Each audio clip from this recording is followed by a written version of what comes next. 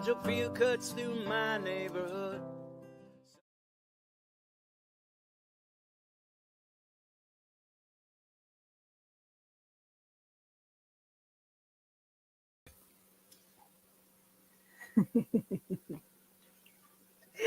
Hey everybody, welcome back to another episode of Fearlessly Authentic. It's been a while. What's up, people? How's it going? Oh, Hang on to your ass. That's what Snowy said. yeah. I believe him. Leo, say hi to everybody. Leo, you little orange shirt bugger. Look at you. Freaking adorable little son of a gun. How is everybody doing? How is everybody Snowy. holding up? There's a How's lot. whistles? There's a lot happening like around in the world and All the time.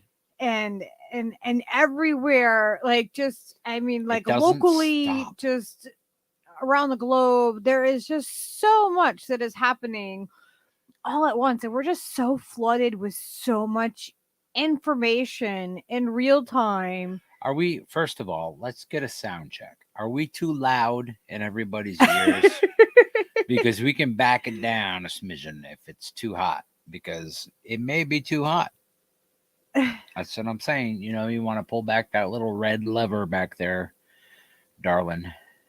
Like nobody can tell anymore. It's all changed around now.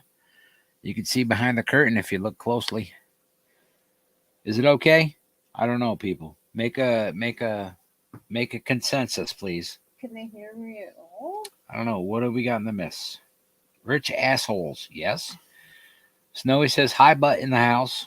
Loudness is not a problem so long as balance is okay. Well, yeah. But is this balance okay? But, you know, a certain amount of gain is, what do you call it?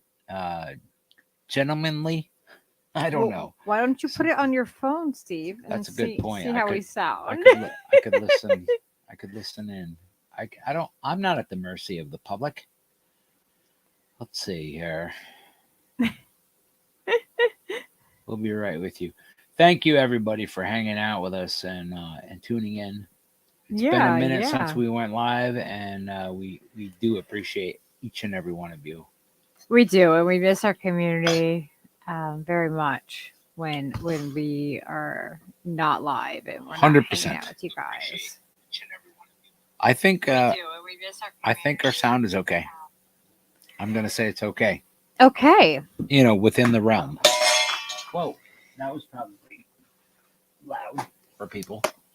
So Steve, I've had a couple beers, but he's had a couple beers. Just so let's not pass judgment on Steve, okay?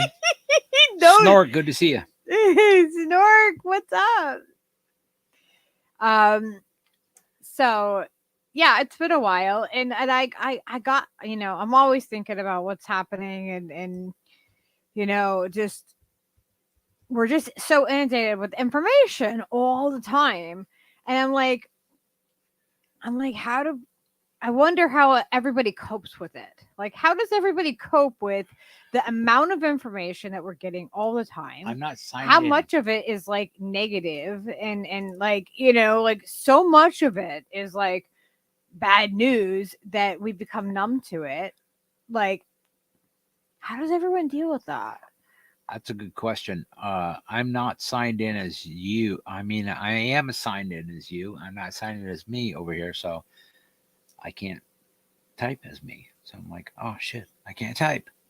Son of a bitch.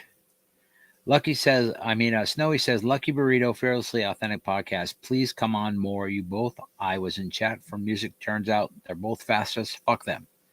Okay. I don't know what that meant, but it seems positive. Wait, who's fascist? It seemed like we're not fascist and somebody was listening to was, and fuck them. Well, I'm sorry that you're having that experience. Yeah, we're gonna try. We're gonna be trying to be on more and do some different time periods and do little pop-up live streams and stuff. Snork has to write final test tonight, so he's procrastinating. He's fucking off listening to us. You're busted, mister. Snork, I would love to have you come on so we could talk about just like all the craziness that's happening. Yeah, any realm of craziness is fun to Yeah, talk with like Snark it's just fun to about. have you on to talk. And so I'm definitely a procrastinator. shoot well. me shoot me a DM or a text or something. Yeah. I used to be partially procrastinating, but now I'm, I really feel like they've they filled in all the blanks for me. I'm 100% for our fam, never negative for US. Thank you. Snowy's the fucking best. I love that guy. I have to step away for breaks from it, but as soon as I feel saturation levels, I have overwhelmed. I try to just process what I've learned so far.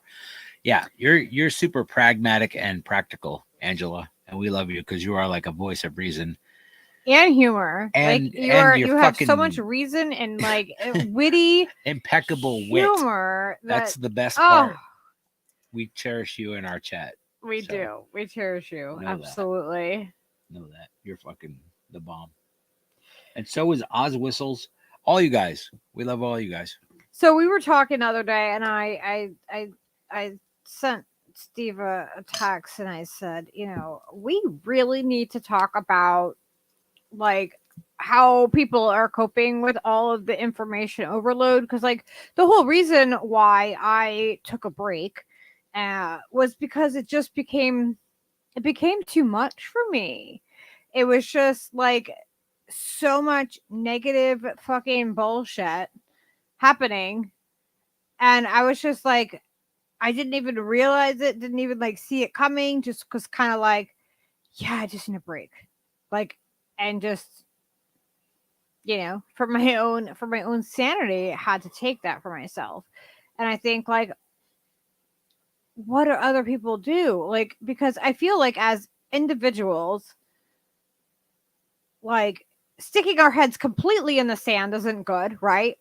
But being in something that is so heavy all of the time without, a check on our own mental health with the information that we have, is digesting all of that information healthy for us if we feel like we can't do anything about it? This is awesome. I get to have all the stickers and stuff that I can't play with on your side, on my side. You have all the stickers. What? See? Look at this. Do all the stickers in the chat. It's awesome. Just sign in as you over there. No, I'd rather have access to the stickers. I'm sorry. You would have them still. No, I don't. No, I have to be a paying member, otherwise I don't have access to those stickers. That's like $2 a month or something. Oh, you don't want to have to pay me? And gosh, I have to pay you $200 a month. I think it's $1 to have them. Tell us a tale with stickers. Let's see. Once there was a Leo. He was adorable. And then there was. Hang on. So I'm finding a great practice. Where is it? Leo was full of magic. And he made goofy eyes when he ate mushrooms. And yeah, I think Leo that's a really good point that Oz is making here. Is he's finding it great practice resisting the slide into the mob mindsets. Yes, that's a huge thing. That's really, really huge. Super easy to I be didn't swayed. realize that we were completely surrounded in an echo chamber when we were like really invested in the left and leftist politics, until we realized that the left, it goes way, way far out there, where it goes beyond our comfort level, and where we align. Lies. Yeah, like yeah. That's really what it is. So we are politically like on just a different freaking, we're on right and wrong, and that's it. Like everything is individual. It's not based upon right or left or whoever the fuck's politics. It's all a matter of what's right and what's wrong. Yep. But yeah, that like really like mob mentality and that group think I mean, like, even everyone eventually runs into it. It becomes an abrasive situation in any of those situations where you're, where you have that, like, kind of like mob mindset. It just eventually just keeps ticking people off, and it will tick people off and tick people off, and less and less and less people, because you'll find more things that you don't agree with, and you'll find more things that you don't agree with, and then you'll feel uncomfortable because you're so used to an echo chamber. Yep. And then and then, like, that's how that cult, like, mentality comes into play. And it doesn't matter what the thing is. It doesn't matter if it's politics or a song or a person That or could be a thing, musician, anything. anybody. It applies that way across the board. And once you realize that and you start to see it applied, you're like, oh shit. So everything else besides like love and honesty and intent and truth is just fucking horseshit. And we should just dismiss it out of hand. Like everything in pop culture that celebrates celebrity and all of that fucking nonsense should just be dismissed. You should just get over that. Okay? That's not anything to aspire to. That's garbage. That's just a thing that's been fucking propped up to make you think it's something. It's garbage. It says so in the fucking Bible. It's so basic. It's such a basic fucking thing, a basic truth that people just overlook. Like, no, they're great. They're celebrities.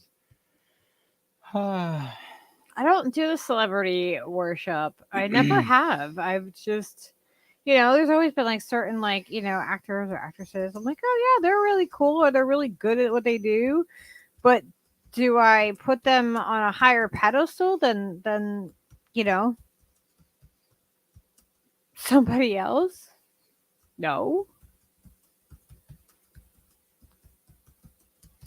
I think what I'm typing right now is the thing.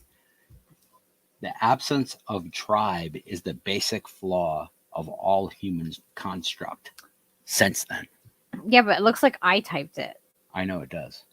You're so fucking smart. Look at that. Oh.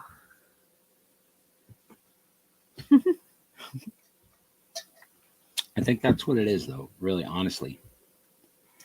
And it's, it's fucking way basic. It goes back fucking, as far as you want to go back. Snowy, absolutely. Same with sports. Steve and I have been having this conversation about this kind of stuff. Like, like there's it's almost like these like little micro cults that kind of like pop up, right? It can be with music, it can be with sports, it's anything that's team mentality. And if you start looking for that and examining that, you'll start to like find it everywhere, and you're like, shit, there's even things like food has that, like certain like local attractions have that, or like like Disney has that. Like it's every. You see what fucking Snort says? He's like, if you lift them high enough on a pedestal, you're just putting your nose closer to their butt when they fart. Exactly. That is exactly right. That's so fucking funny. Oz is like, I don't think it's a flaw. I think it's a contrivance. It's just like a thing that happens because of something else. Like it's bound to happen. You're probably right. What do you think, Leo? Leo, you adorable little son of a bitch. Look how glorious you are with your mama. Oh, smile for the camera. Oh, lift those little ears up. Lift them up. So fucking cute. God damn it. Maybe you should try getting through the store with me and Leo. Dude, every one of you men that are in this audience right now, you do not want to go to a fucking major store, supermarket, Staples, any sort of box store with anywhere with Mama and Leo in a fucking shopping carriage because it's gonna take entirely too long. Because every single person you encounter is like, "Oh, what a cute little dog! What is a cute little?" And then what oh does my everyone do God, after he's that? So cute. They pull out their phone Ugh. and they show me a picture Mhm. of their dog. Which takes about another 5 minutes. Like they'll do this, like the checkout counter lady will whip out her phone and be like, "Oh, I have a Dachshund that's 4 pounds and 5 ounces. Check him out," and she'll whip out her iPhone. Every single fucking person you encounter has to do exactly that same thing. But you know what it does, though? Ugh.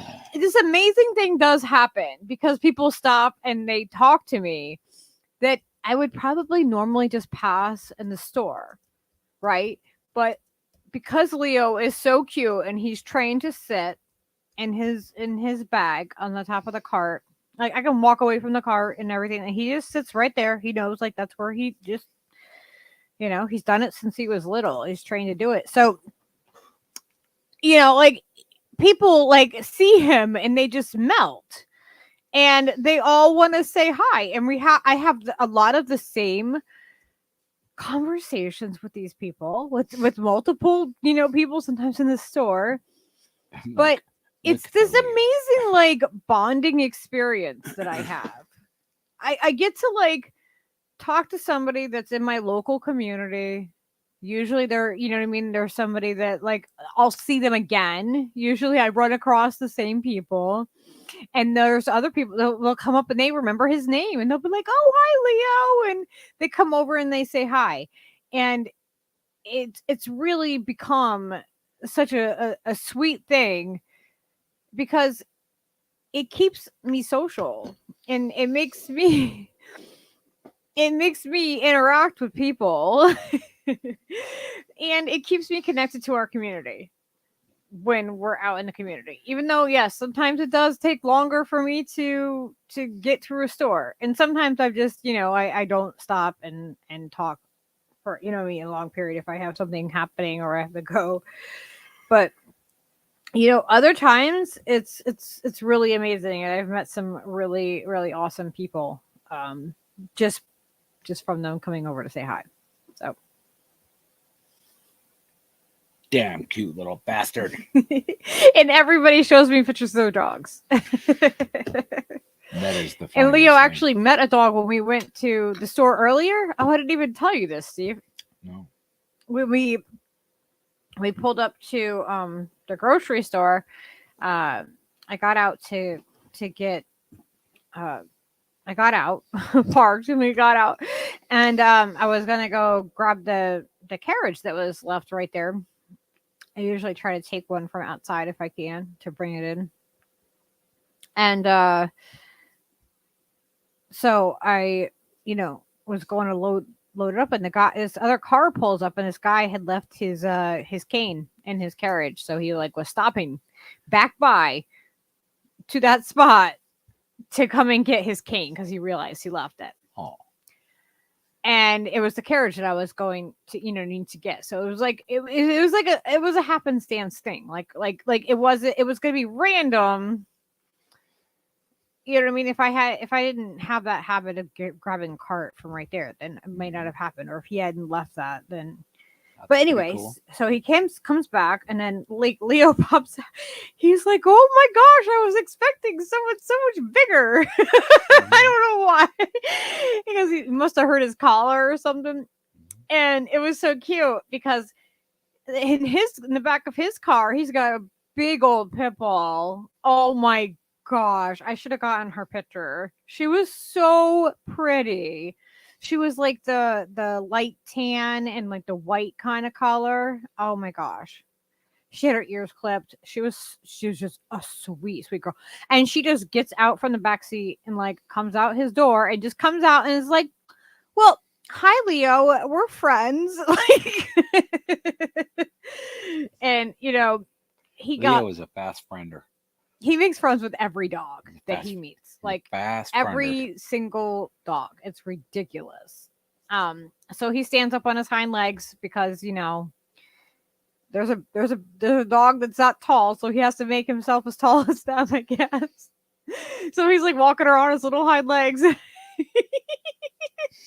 meeting this dog, and she was so sweet and gentle to him, and it was awesome. Cute. But yeah, Leo likes the pit bulls. He likes the he American likes the pit, big dogs. the Yeah, big girls. He's got a thing for big girls. it's funny because the guy was telling me that there's a little dog was trying to hump his big dog, and he was pointing to her in the car, and I was like, oh my gosh, I'm like, yeah, that's what he does. He finds the smallest dog in the big dog area at the dog park, and that's who he's humping. Wow.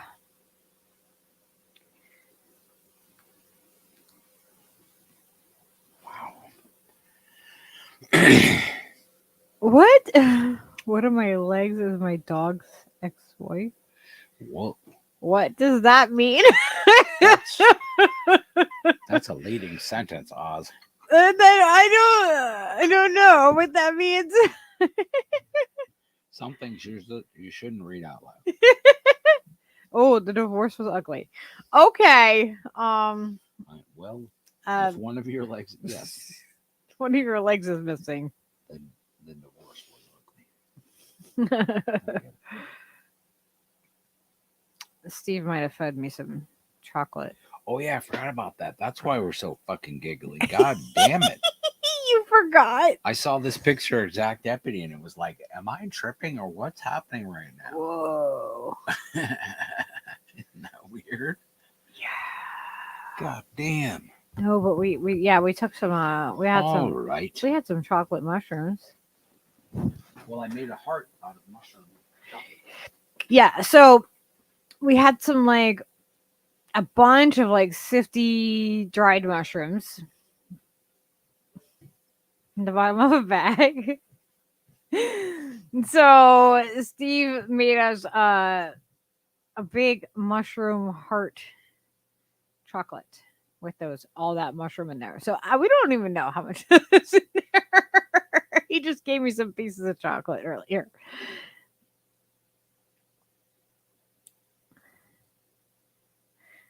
Oh, that's the kind of dog.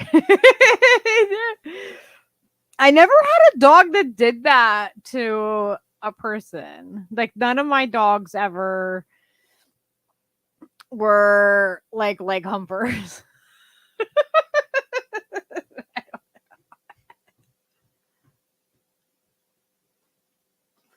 Leo is not a leg humper. Yeah, that was just weird. I just realized the chronological series of events that just happened. I drank about 4.5 roads to ruin, which is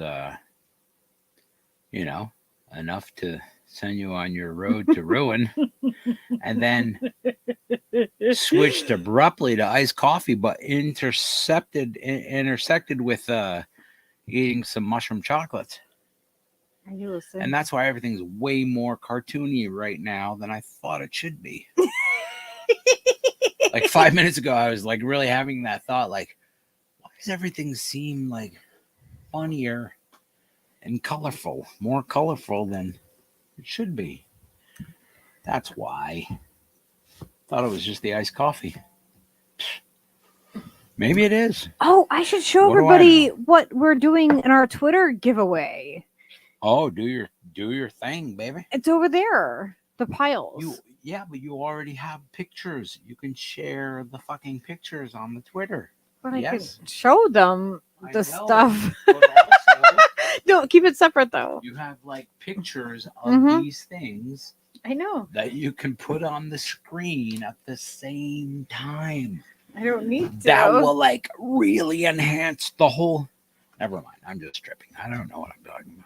I want to It's fine. show you guys. I'm So- not really a producer. We're doing. Do I want this side or this side? This side. A giveaway on. We have it up on Twitter. So this is the ashtray that we have up there, and I made this like specifically just for this giveaway. So it's really, really cool. Lady Alex.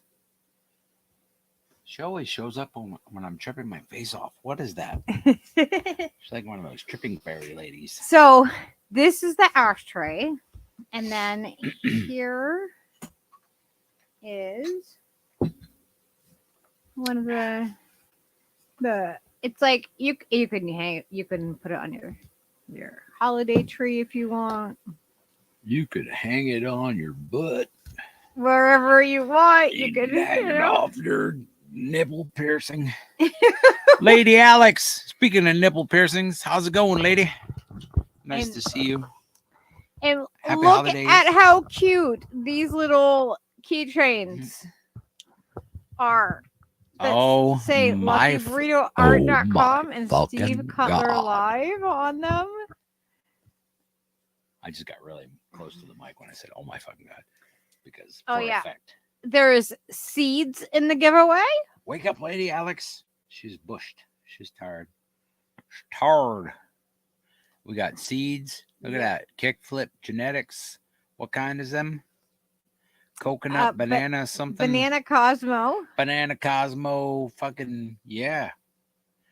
The last time I grew a little bit of those kinds of seeds from this specific seedery, allegedly, they were lovely. We overheard somebody saying allegedly the other day, and I just about lost my mind. I'm like, we say that all the time about everything. Some Lucky Burrito stickers. Lucky Burrito swags. Check it out. Of course, one of our business cards. Yes. You guys all getting one of these business cards. I don't care if you want one or not. It's coming to your mailbox eventually. Isn't that awesome? We did double-sided. Look at them. I like how you're covering up my phone number with your finger. Like, don't call Steve immediately. How many most of these people already have your phone number? They probably already do. And then this is a Bud E-Pack. So these are really cute. People watching, like they all have my phone number already.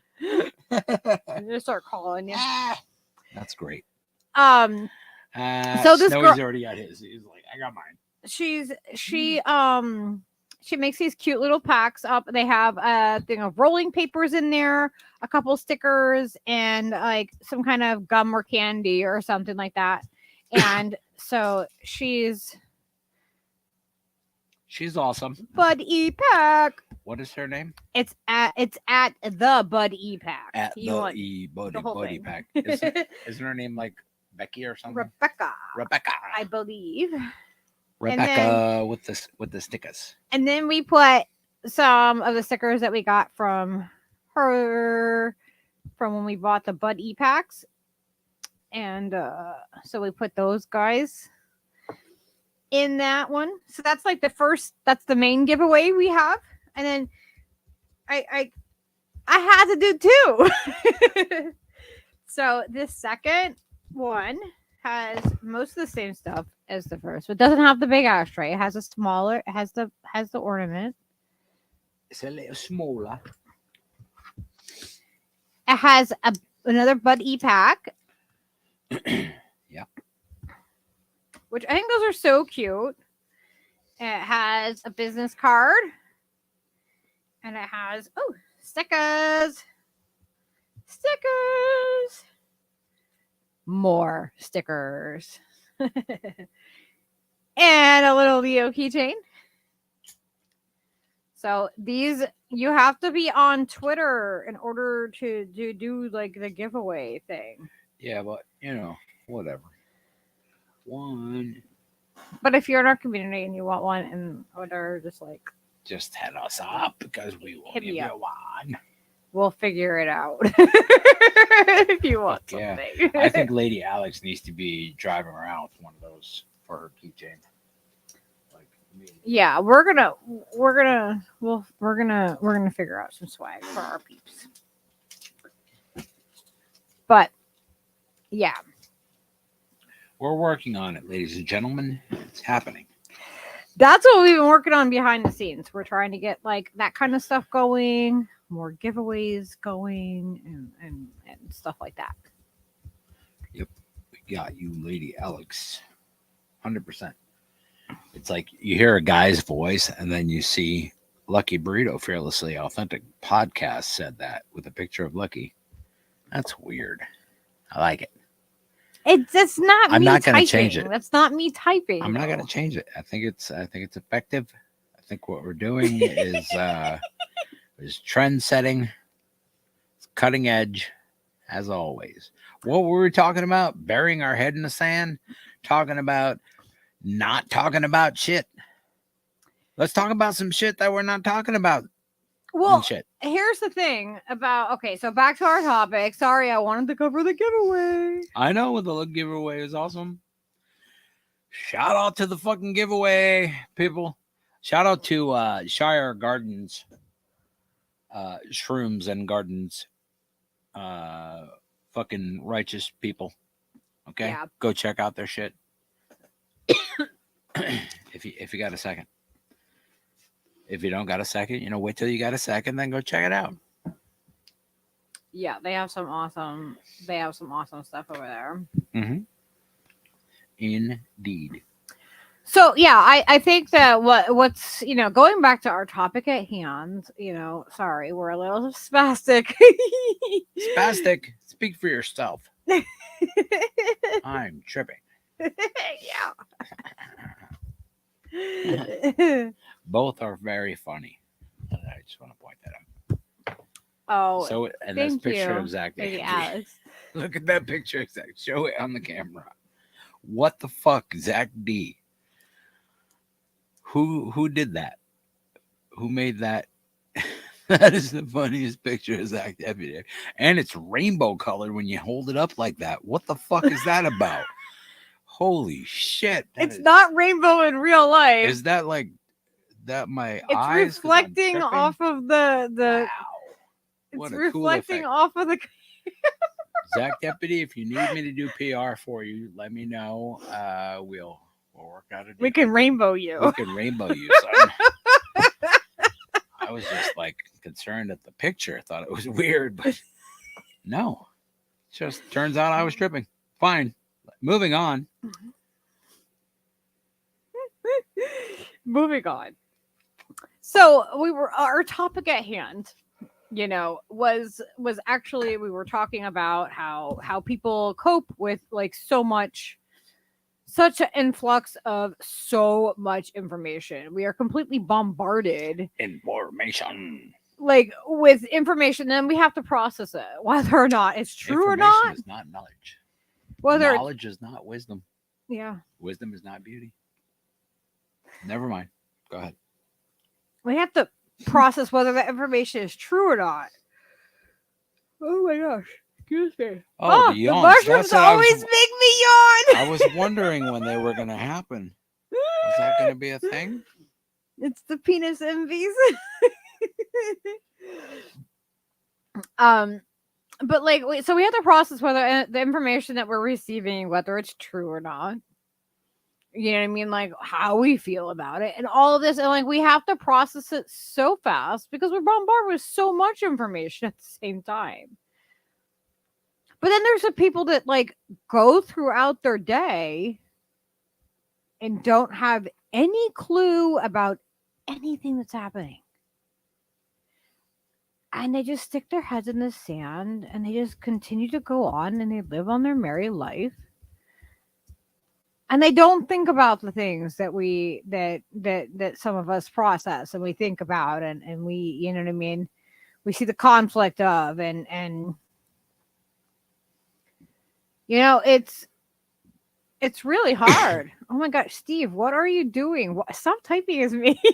He's typing as me. I'm trying to I'm trying to find this stream on the fucking tablet.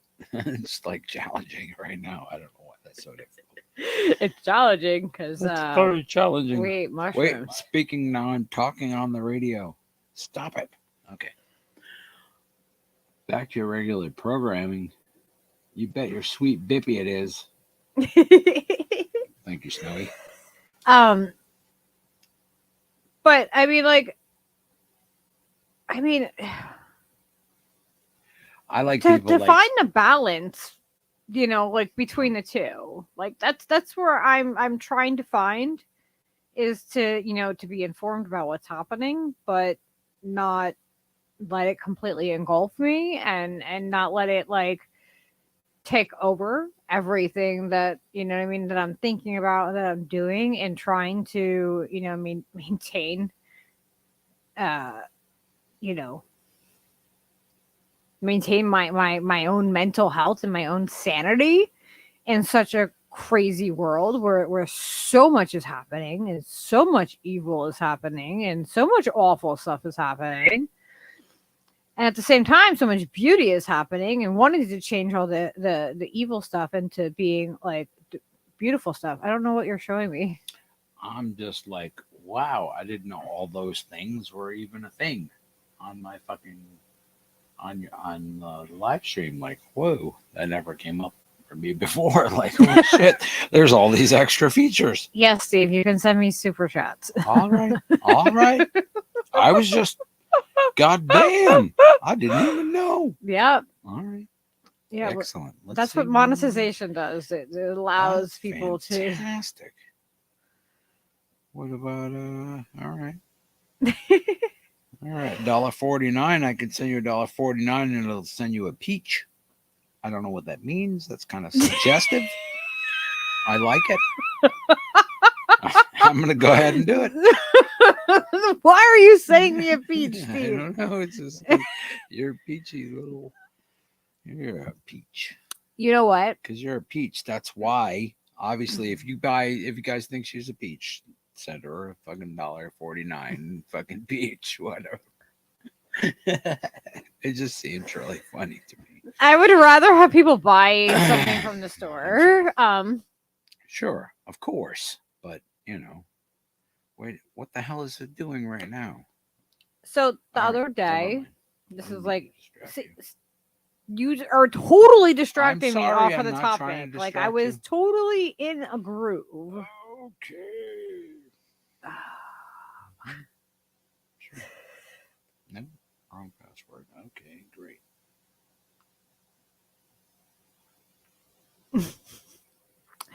This is why I gave you a look earlier when you said, "Do you want to have the chocolate mushrooms?" Oh, that's why. I should have known better. Because like I didn't think we would be able to get through All right. the whole, the whole show. No, probably not. I mean, we've made it this far. This is pretty good. How many minutes were into it? 38. 30. That is like 30 less than I thought. What? The fuck? I thought it would be like 62 or something. Oh, Mm-hmm. you thought we were doing this longer? Yeah, I thought we were doing longer. That was 30. That was not the amount. Was I doing math incorrectly right there when I said that? I don't know. Math is You are not confusing. mathing correct. We are not. We are mathing incorrectly right now. So if you guys are counting on us for mathing, count somewhere else. Yeah, we're not your I love Keith Richard memes, and I don't care how old I get. That shit is still funny. Like every time. So the other day I jumped out of the van, and guess what? Guess what I found? What did you found? The tiniest little duck. Tiniest little duck. There, quack. You're supposed to just say quack and then hold it up. Quack. That would have been the appropriate response. Let's see. Oh, I'm quacking wrong. I'm quacking wrong Are now, you Steve? quacking incorrectly? Lady Alex knew solid gold was silly even back then. I did too. I knew that in 6th grade, Lady Alex. You were like older than me, but you knew and I knew. We knew. Even in 1978, we were like, no, motherfucker, this is wrong. This is just fuck you, Danny Terrio, you little prick. Right? Am I right? Isn't my quack cute? Yeah. I can't send you a fucking super chat, and that's pissing me off right now. Okay, I can't. I wanted to send you a peach so bad. Why can't you send me a It's peach? just not. It's not cooperating. It wants too much information from me that I don't have, and I'm entirely too high to provide. You're too high to provide a super chat. Fuck. What kind of fucking? There should be some sort of, a handicap accessible psychedelic allowance. Fucking, card, some code I could fill out. Just put XXX. I'm too high. Oh my gosh! So Steve Press the button. Take my money. So today, thank you. Since we're gonna be off topic and All we're right. not gonna talk about. Yeah, no, we're talking about silly shit, and we're getting way off topic. Right I want people to understand that if they're just tuning in now, this has derailed. This has derailed from something that was, potentially serious to something that's completely avant-garde and as abstract as the border around the video that you're watching currently. Angela said, "Friends don't let friends super chat." What did you? Thank you, Angela. Thank you. She was the voice of reason that I needed. That's what I was saying earlier. She provides that kind of guidance. It's like you wouldn't really be sending it to me. Like you a would tribal reassurance. Why would you do that? Like it's like you would just be like sending money to, you're just like giving money to YouTube. Why are you giving money to YouTube, you jackass? Stop it. You worked for that money. You idiot. Thank you, Angela. We love you. We really do. Yeah, they might do $1,000. 100%. 100% love you for that. Just that little nugget right there. So if anybody was tuning in between, whatever fucking millisecond this was and the next millisecond when Angela said that in the chat, that shit will go down as legend right there, because that is reason. That's why we do this right here, for little fucking bursts of insight into things. Like, don't be duped by your own fucking stupidity, Steven. Thank you. Yeah. It was drive-through. Yeah, YouTube would get like $300 if someone did $1,000 super chat. Like YouTube would get $300. Yeah. No, absolutely. It's 100% on point. And why I shouldn't fucking even give a fuck about fucking sending you a peach, because 49 cents of that was going to them. You fucking pricks. Mm-hmm. Yep. Thank goodness for friends. Yeah, I'm not. Oh, my God, you guys! Today, I don't know if anyone has been following the story. The evolution of Steve's desire for a rock and roll vest. Right, I've been coveting this vest. So wait, this started on this channel where people like just were like a couple of years ago. Yeah, like Steve needs a vest. Like people were rooting for me to get the vest. They were like, there was a whole thing. There was a movement. There was a grassroots movement to get Steve a rock and roll vest. And what I deemed a rock and roll vest was something that I'd seen as a young musician and watched like older dudes at biker rallies and stuff with these cool ass Harley vests with like patches and things and little pins and stuff about all the places they've been, and just they rocked all these faces, you know what I'm saying? Like it was just the fucking coolest idolatry that I could adopt for myself as a musician. And I found one today. And it's pretty majestic. And I will show you all. We were most likely tomorrow. I was trying to make the video before we started today, and it just didn't work. We had to bump back the whole time and everything, and still didn't pan out. So tomorrow, mostly. Tomorrow will be the reveal of what we did today. An image of Steve's mic, just the coolest rock and roll vest ever. Before rock and roll vest. Yeah, because I'm going to be doing some. It's gonna get customized. It's gotta get custom. It's gotta get customized. So yeah, like super awesome. We went out today and we found Steve a rock and roll vest. It was an amazing find. Yeah. For a bargain price.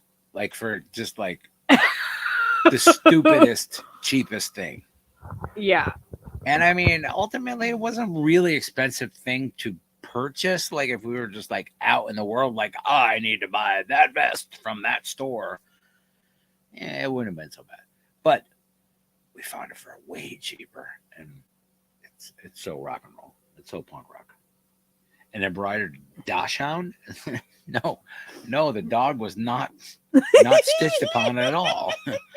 Oh my gosh! Neither the was store. the store that we went to, that we found this. We were like outside. There was like a little shopping mall, like outside plaza thing, and there was a dog inside one of the stores that saw Leo. The beauty parlor next door. And it went insane. It was like a Lhasa Apso, something kind of crazy dog. Yeah, like a little Chihuahua type freaking. It was like one what of you them crazy dogs. What you think about when you think about it as a little ankle biter? That dog. Like if you thought Leo, if you saw Leo and you were like, oh, he's a little ankle biter. No, this dog was like way lower. He had way lower ground clearance. But he actually was an ankle biter. He was fierce in the store. He wanted to just eat Leo. Like he was just not happy. Snorks like an embroidered dachshund? I don't think that's what they're called. I did get some embroidery today. Oh, speaking of embroidery. Speaking of Danish embroidery, this podcast is crazy. Can you imagine just like listening to this just abstractly at work? Like, what the fuck are you listening to, Bob? This is the weirdest shit I've ever heard in my life. These people are fucking erratic. What the hell is an embroidered dachshund anyway? This is that's cutest. Beautiful. That would look great on your dog. I mean, that's a beautiful print. I'd embroider that right on my dachshund. Absolutely. 100%. It's not very big. That's a fucking perfect clip right there. Like, that's so funny. Like, you're just holding it up, and I'm like, that would look great on your dog. Like, fucking. No. What? No, you're not going to. I'm going to make a short out of that for sure. You're not adding this vintage embroidery that I got. Vintage embroidery dachshunds? Are you kidding me? They're all the rage. Embroider the dachshund on your jacket. This is like one of my favorite. This mustard color is like one of my favorite colors. That's 2 embroideries in one. I'm wearing it. You'd have to embroider on your dachshund and then embroider the dachshund on your scarf. That's a lot of sewing. I don't know if I'm up for that. So I love that it was green, like this, because I have some really awesome old green crochet that I've had on my stash. I like to. Crochet. Sounds like a band name. I used to play back in the old green crochet band. I have some green crochet Kept that us up in the attic. I always wanted to like put together to make like a shirt or a vest or something along those lines. Like I wanted to put all of it together, and I'm like, that piece right there is just super cute. And the old crochet band. I don't know what I'm gonna add it to yet, but it's going into my vintage stash of stuff that I thrifted to upcycle into something cool. It's a pretty hip name if you like live in Quebec or whatever. The old crochet band. I don't know. If you're like an alt kind of just like everybody wore woolly crochet caps. I feel like Norman would have something to tell us about this. How dare you speak about the Danish? Where is How is Norman? Lucky talking and typing? I don't know. I'm not typing. It's a sure mystery to all of us. I am not typing. A sure mystery to all of us. Steve is typing on my I computer. am not. What gives you that idea? Because I mouth the words every time I type something? That's just weird. Who would do such a thing? Anyway, welcome BS Adams. If you're just checking in, tonight's show is about Vicky, everybody hiding themselves did you in the see hand this? and the beautiful embroidery dachshunds of the north that we discovered today in a pawn shop. It was not a pawn shop. Consignment shop. It was a consignment shop. It was a lovely consignment shop. I have pictures I wish I could share with you, but my phone is special needs, and we're trying to get help for it. But it's not working out so far. It's good to see you, B.S. Adams, and all 11 people who are streaming with us right now, currently. We love you all individually and collectively. So speaking of, this is like where the kind of like this is what had sprung me into thinking like this would be something we should talk about. Was thinking about how people individually stick their heads in the sand and don't, don't pay attention to the information that is happening around us. A lot of people do that individually, and then it becomes a collective of all those individuals doing that same thing. Hey. And I think that's what's gotten us to where we are, why it's so bad, is because so many people for so long have done that. And I mean, I really can't blame them for sticking their heads in the sand and not wanting to be out in the in reality, because if you're facing reality, if you're facing what like what people who are informed or are aware of, right? Then you're really it's a burden. It's a lot. Because then you have to decide. That's when you get to say it's a lot. That's when you get to say like, oh, so now I have to decide whether or not I care about this enough. Does it bother me enough for me to now do something about it? Like, how much does it bother me? How much am I okay with? Where's my limit? Where's my breaking point? Like we all get to kind of have these, we get to like test ourselves on our gauge of how much of a capacity is too much for us. How much do we, how much suffering do we accept in the world as it just is what it is before we do something? Yes. How much? How much, sister? And it's got to be really hard for the people, that that just know even more than what we do and are more informed than what we are. Absolutely. The burden of that. It's such a weight. It's crazy. It's crazy to realize how much people do not even perceive all around you, just constantly just under this like illusion of whatever preconceived fucking idea of what reality is, that it's completely individual from each person. So to like try to experience that from someone else's perspective is just like, what the fuck am I even looking at? Like, how do you even rationalize everyday things, like normal fucking things that you have to deal with day to day, and deal with all the crazy fucking shit that is fucking just dumped on you with the MSM and just the fucking pop culture as a whole, and just be unaware of like how full of shit all of it is. It's just like so crazy to me, like how people can just exist that way for their entire lives and be completely bought into that culture 100%. Like, oh, Time Magazine named fucking Taylor Swift the Woman of the Year. Like, everybody rally behind her. She's already making billions of dollars off of you idiots coming to see her little show.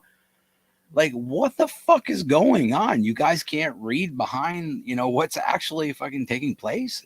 Everett, Nobody can. get away from that Apparently, giveaway it's stuff. really effective system.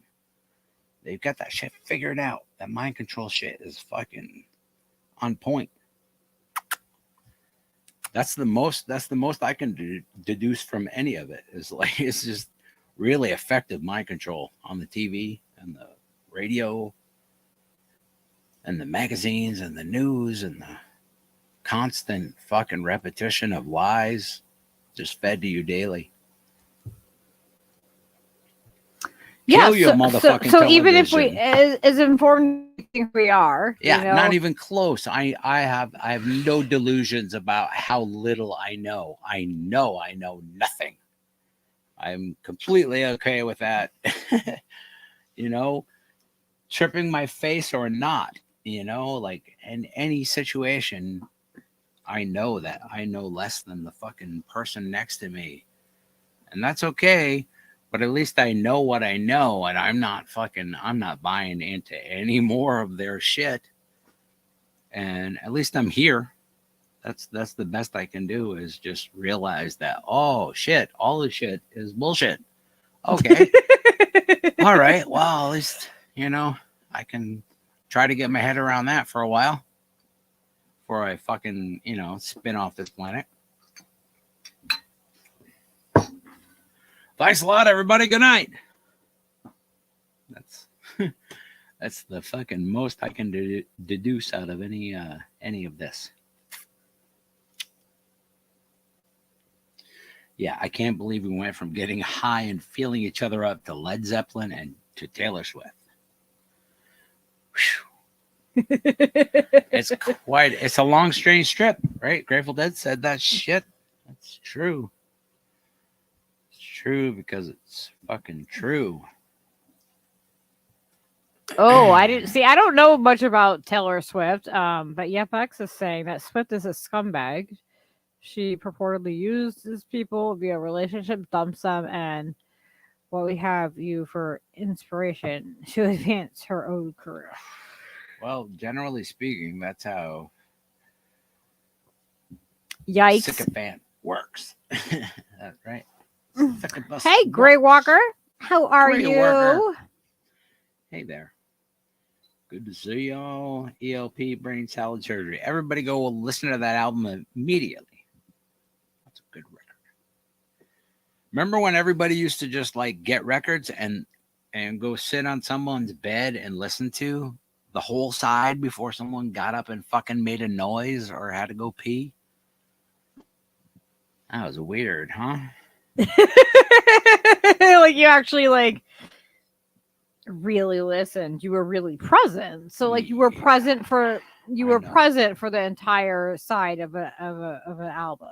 So like, yeah. And people weren't on their phones, and they didn't have your attention was focused on that one thing. Yeah, you would like moment. Sit there and stare at the album cover for the whole fucking side of the album, like, wow, fucking soaking it in, man. I remember Steely Dan fucking, Asia album just eating my fucking brain, just like as a fucking child, just delicious. It never fucking ever sounds any better than that ever. It's like that hit off the fucking meth pipe that everybody tries to get to. It's that thing, you know what I mean? That's how, I don't know. I've that's never how done high, that. but that's how high music. Like that moment like that's not a good to analogy for me. That's how when music is fresh like that, and you experience it when it's new, and everybody and being really present with it feels it's like really high, and you can't fucking beat that shit, man. That's the best feeling. Yeah, Asia was amazing. Absolutely. I mean, all their records are fucking amazing, but that's the one that just fucking hit me over the head, like sitting there, like, holy shit. This is Patchouli, sophisticated cocaine, Steely fucking Dan. shit. Like sophistication, like my little brain did not. I was like into the blues and stuff, and then heard that and was like, whoa, what the fuck, you guys? I'm wearing patchouli right now. Mhm.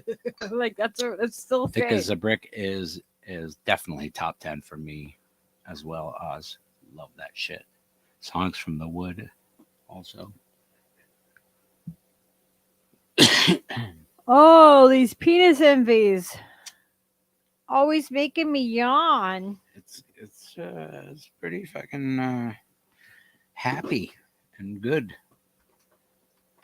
as far as yawning goes. Hey, what are you doing over there? Hey, Everett's getting in the shopping bags and they're all crinkly. crinkle bag.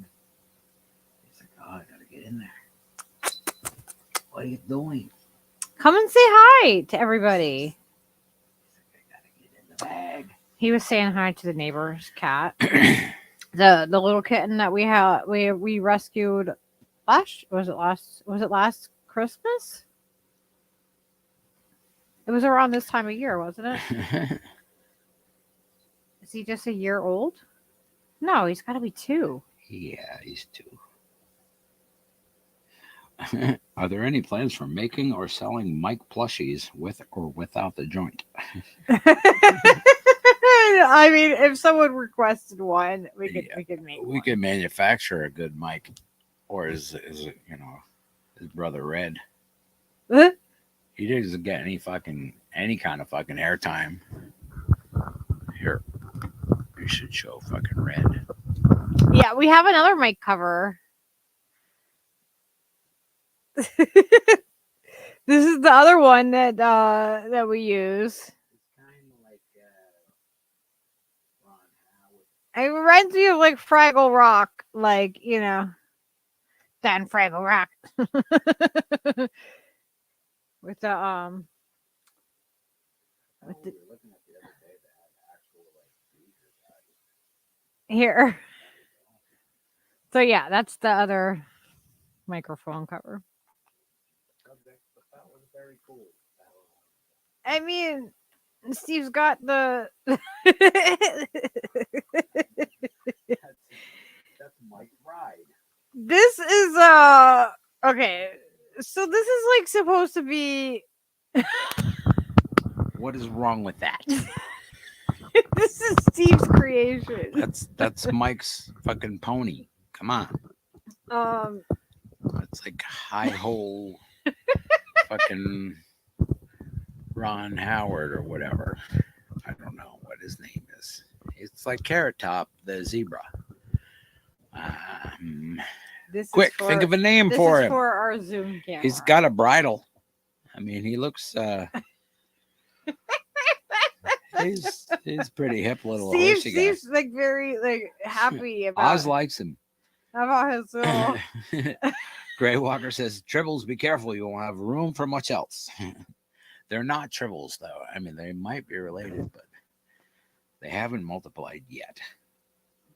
The What should we name this crazy zebra horse thing? I think his name should be Zeb because he just looks like a Zeb.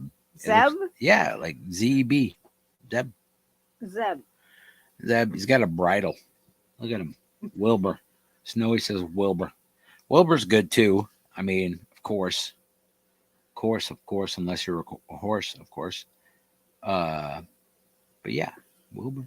All right. Wilbur Zeb. Fucking Wilbur Zeb. God damn it. Zilber. Zelber? Don King's brother. Ginger brother. Don King's ginger brother. All right. Zilber. Let's call him Wilbur. That's fine. I like it. He doesn't get a lot of fucking camera time. You know, he hangs out. He's just there. He's waiting to hold the camera. You know, he's a good horse or zebra or whatever the fuck it is. Yeah. Not exactly sure. I think he came from Skyla. Yeah, he did. Travel safely, B.S. Adams. We're gonna time you. No, You we have- are. Yeah, you have 19 minutes to get down the mountain. What does that I mean? I have no idea where she's traveling or how fast she can go. But now it's a race. No, it's not. It's not. It's not a race. I'm just kidding. But that would be Do funny. not listen to. That'd be funny. Like she's Jeez. coming around the outside, ladies and gentlemen. There's a lot of traffic piling up. Yeah. No, She gonna make it to the tunnel in time? I don't know. She's got 5 seconds to get to the ferry. I have no idea where she's traveling to. That's great. I can just make it up. Steve just makes. She's almost through the desert portion of the racetrack, ladies and gentlemen. He makes those stories in his head. It's fun. Drive like Batman. Exactly. Thank you, Snowy.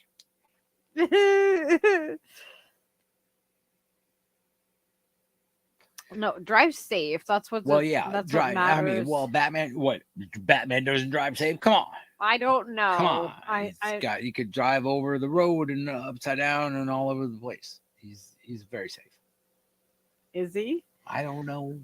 He's Batman. God damn, you can't know. How's his insurance? It's probably very expensive. Yeah, how much does he pay for insurance? Very expensive. They call me very expensive insurance.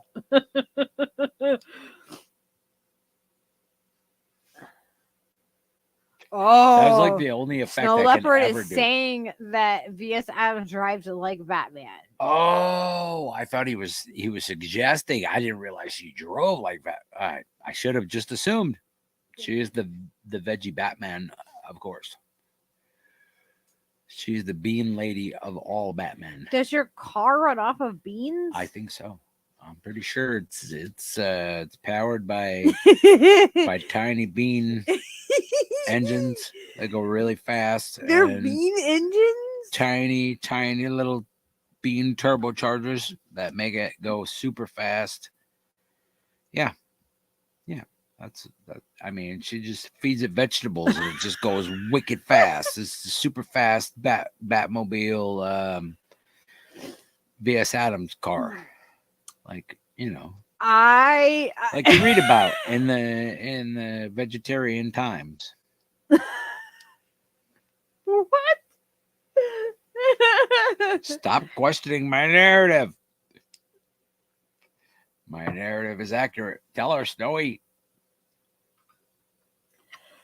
Are there any other topics of discussion for today or any collaborations in the works? Yeah. That's demands to know right now.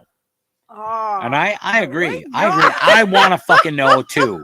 I am sick of this shit of just, fucking dancing around the issues and pretending that there's something urgently happening and you're just getting high and smoking weed and eating mushrooms and doing silly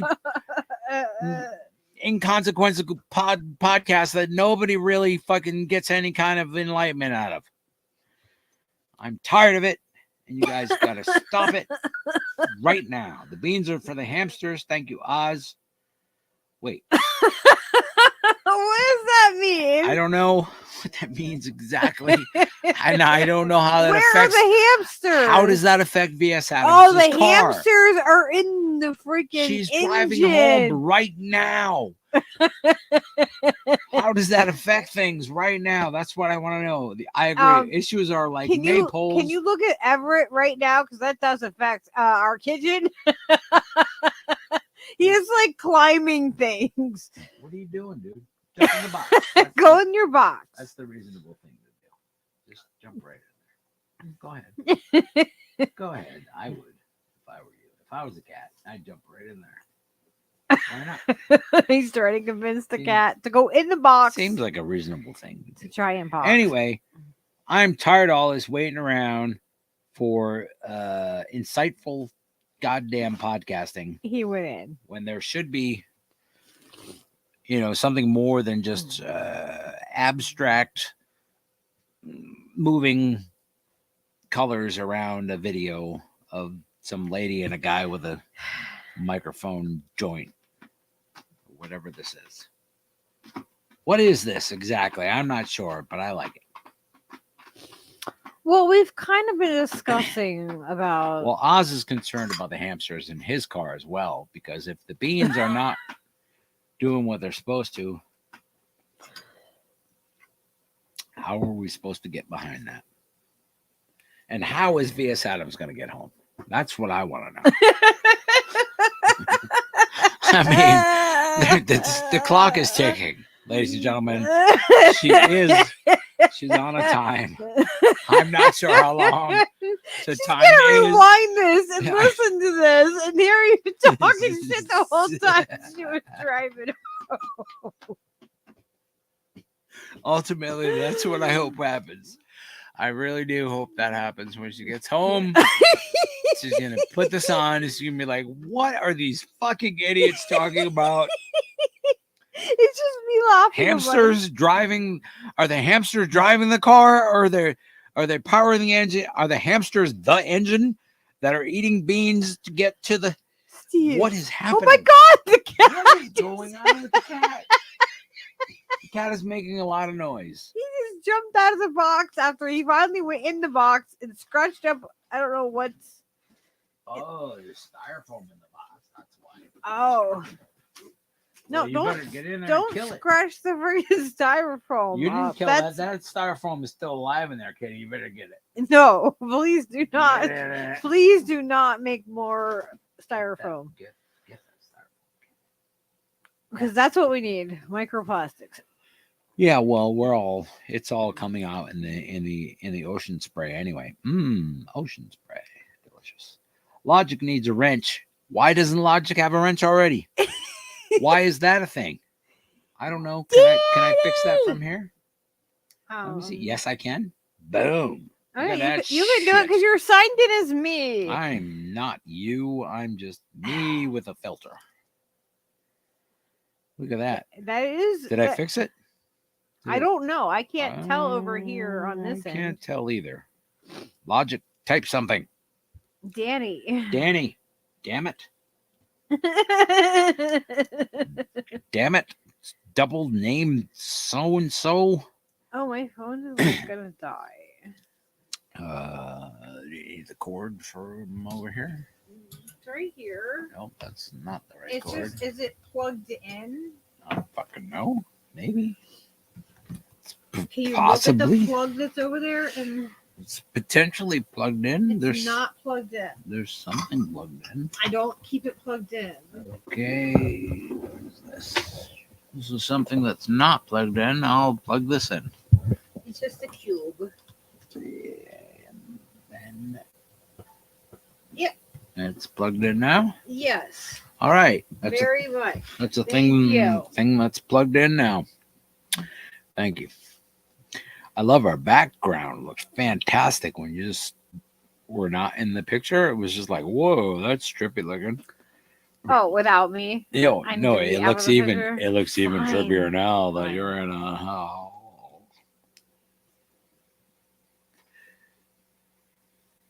That was just Mike. All right. Whatever. All right. No, Mike is we can do a show like this. yeah, that looks a little awkward. But I just meant the banner behind you. It looks pretty psychedelic. And then do vibrators have cords? Well, the ones that plug in do. That's all I'm gonna say about that. Danny, how the hell are you? There Good to are see ya. some rechargeable ones. Quack. Look at this quack. I don't know if you're supposed to be showing everybody your tiny duck like that. Well, not You're- supposed you're- to be showing you're off my tiny duck. Your tiny D. I don't know. I don't know if that's possible. All right. Snowy was just kidding. Like new vibrators have cords. Just kidding. I have a case of my favorite plug-in vibrator. All right. That's a tiny duck. It's actually, the thing about it is a vibrator. It's a tiny, tiny little duck-shaped vibrator, and that's why she's showing it to you right now, because most people don't have them, and they're highly sought after.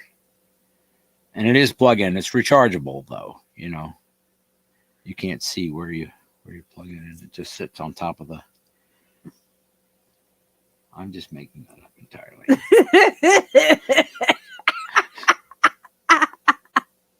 You know, They have rechargeable ones. They have ones that runs off a battery. Of course they do. They have Bluetooth. They have a robotic, whatever you need.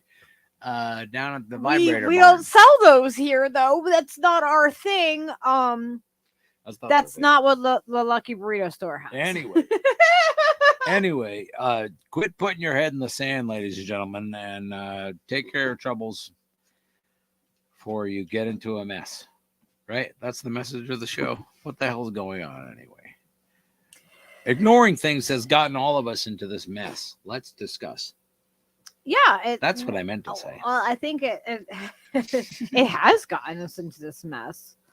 I think ignoring things for too long as a collective has gotten us to where we are. So Snork says, I'm no expert, but if you swallow it, the cord, you're probably using it incorrectly. I don't know. You might be a little more of an expert than some of the. Check out the drill dough. No, that's an entirely different topic, ladies. Hey, Alex. That's an entirely different channel. That's a Steel vibrator shifty. What is happening? And oh boy, it's just turned into Dirty Burrito After Dark. It's inevitable. It's kind of inevitable.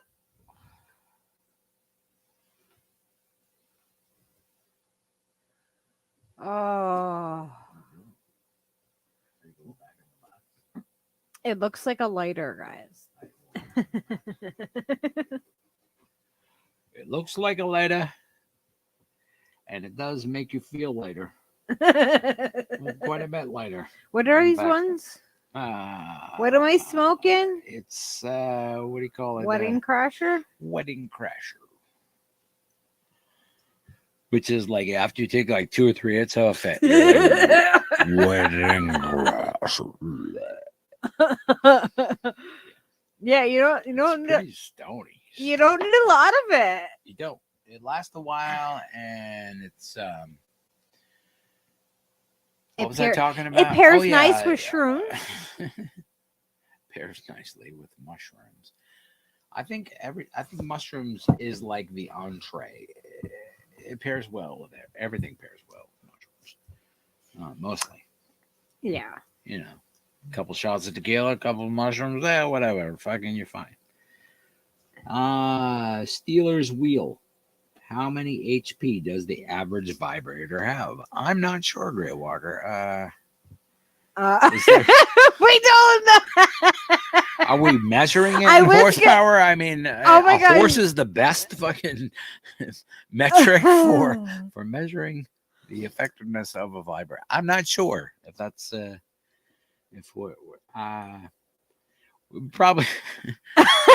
we probably need maybe a different metric. So I actually was signed up to be like one of those like in-home sell adults no, to sell the adult toys.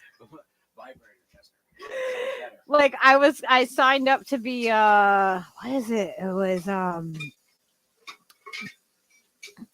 oh my gosh, I cannot remember the Athena's goddess, I think is what it was. and like so you got like even if you just like signed up to be a like one of the consultants or whatever, like they had all kinds of classes that you had to go through before you could like you could be out there selling and stuff like that, and you got like a starter kit. But like you could sign up to be a consultant and basically get this really awesome starter kit for a really good price.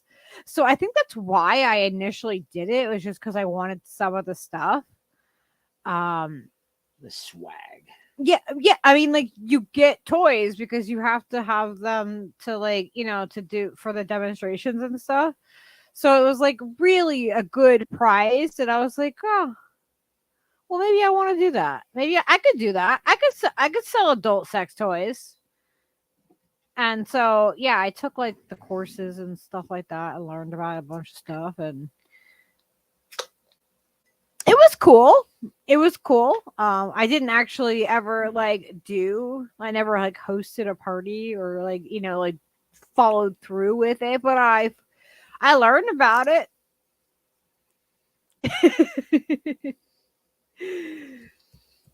So it was interesting. That was a long time ago.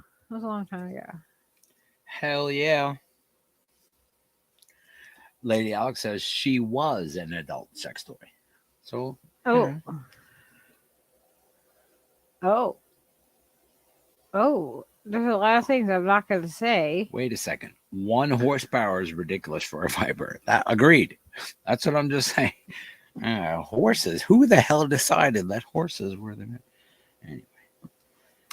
Yeah, it's funny. It's funny that we use that term horsepower. Yeah, that's a lot of...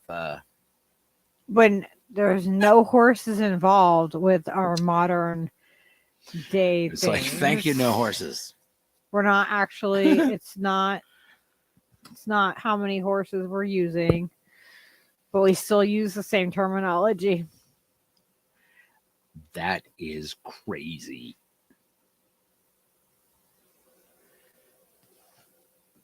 I don't know, Snowy. You have to consult somebody that knows more about a cycle vibrator. Cycle.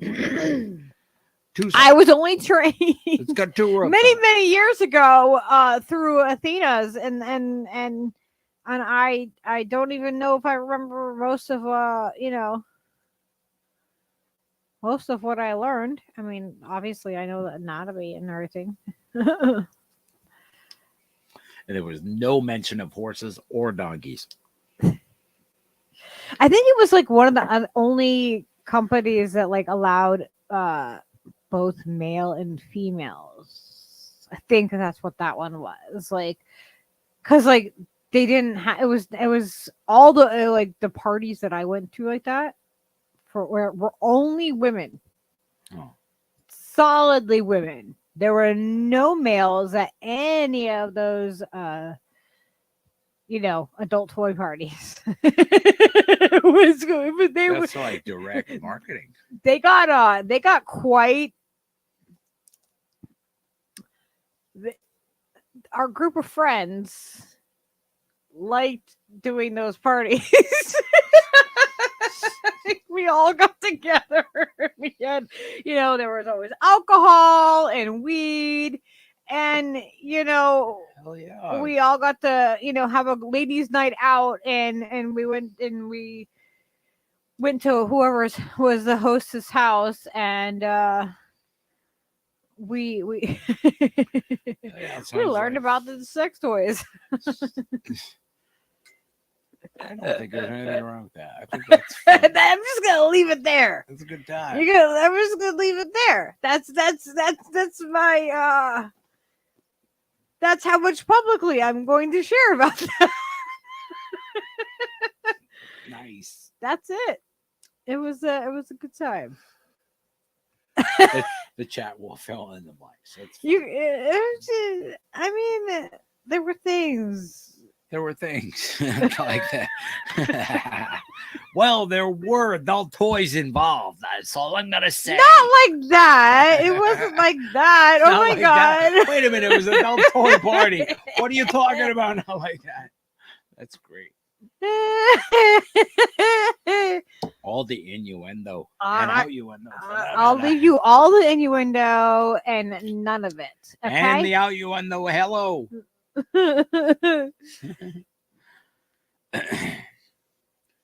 Yes. Welcome to Burrito. Dirty Burrito. Late Alex. Yeah, that's why I said the chat will just fill in the rest. You don't have to say.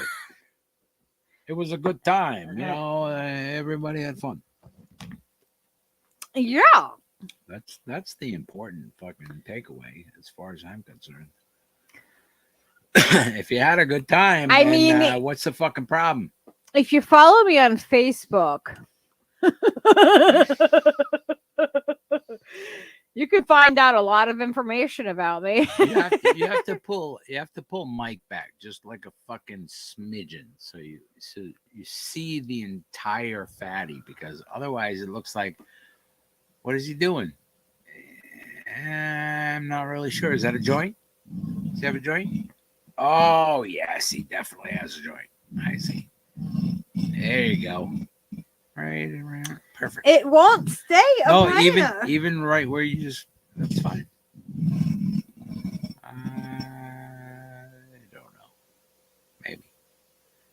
Let's see. I'm not tall It's good enough. Perfect. Love it. Love it. You see the little bit of like burnt sort of taller? edge of it. That's as tall as the chair goes. Chair doesn't get taller.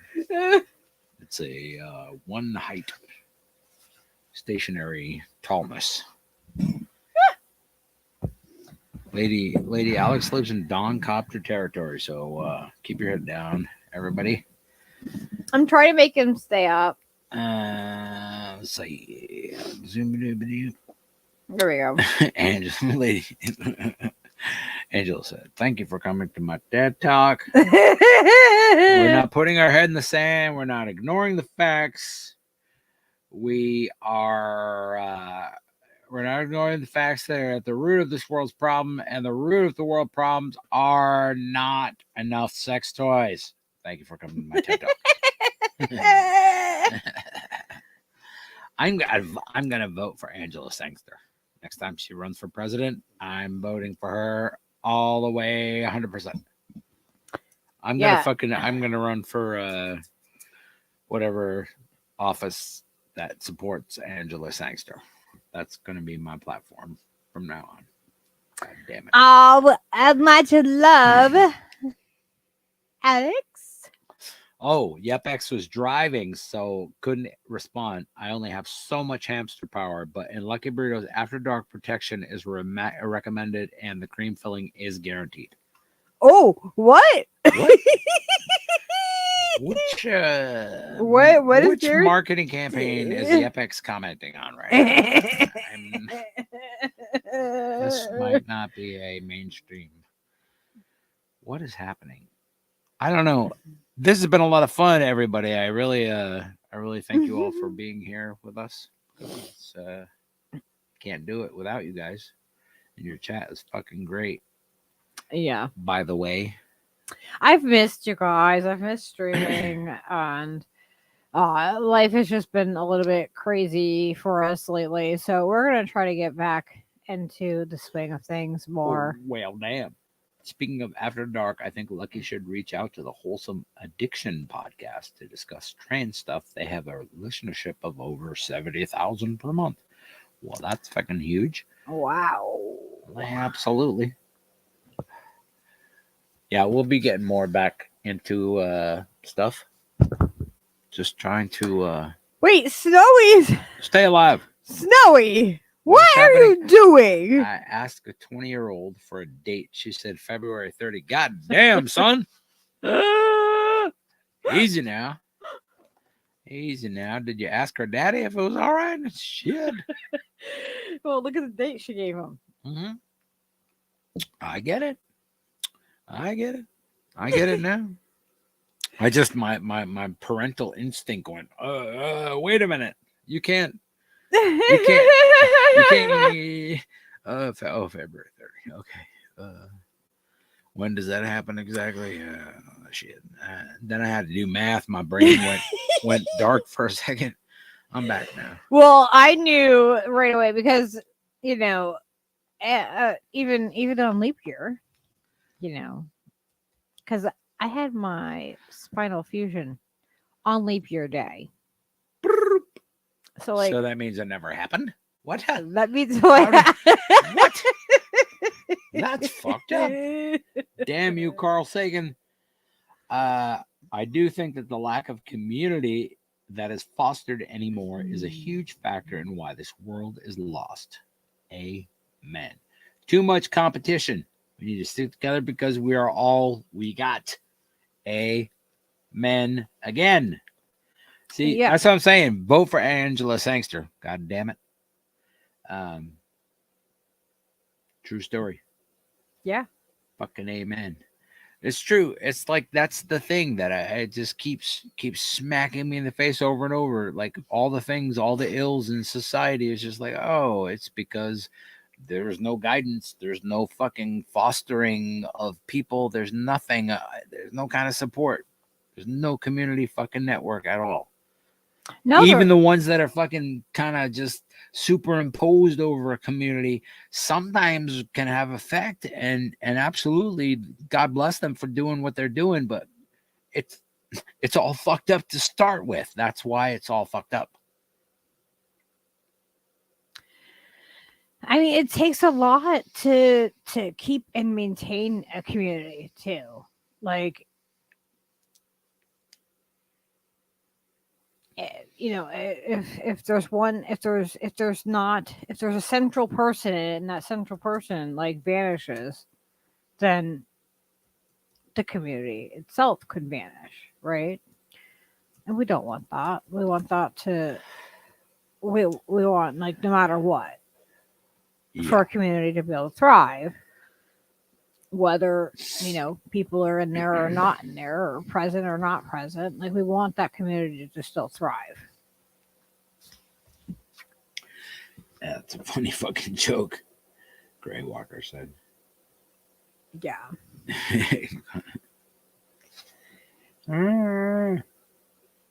Self-made jokes. Self-made jokes. It's self-made Wednesday, ladies and gentlemen. Is it still Wednesday? I don't know. There's a joke. Okay. What do you call someone who dyes their 11. hair red, Steve? Yes. Transgender. Don't say it. That would be I love your slur joke, in both Grey things. Walker. You've said it before, I think, in Fantastic. here, and I absolutely think it's adorable. Yep.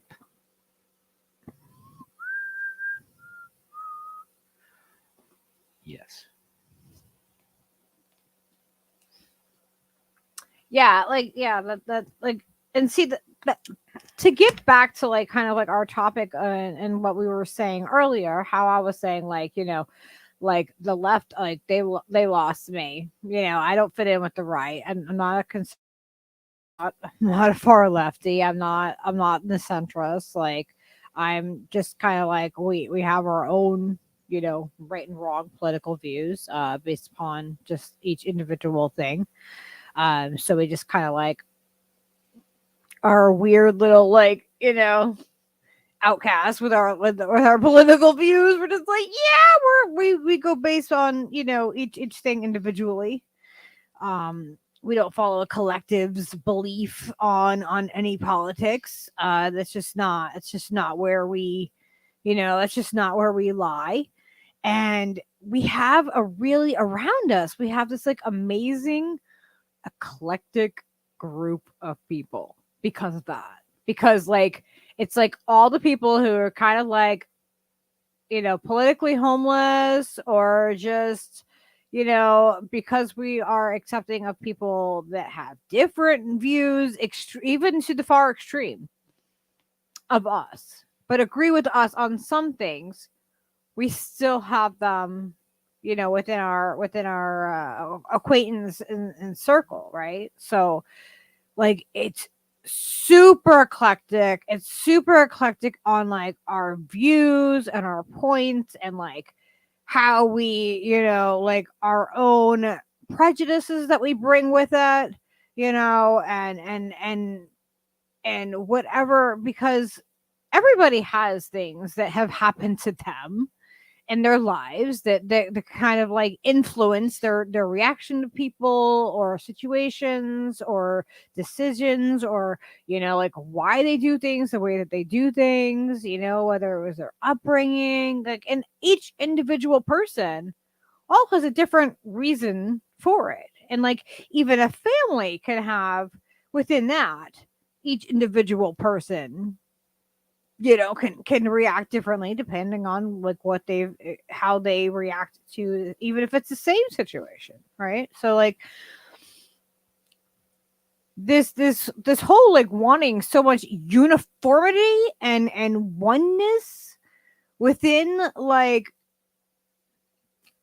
like just everything, like whether it's your political views or whatever, it's mind numbing to me.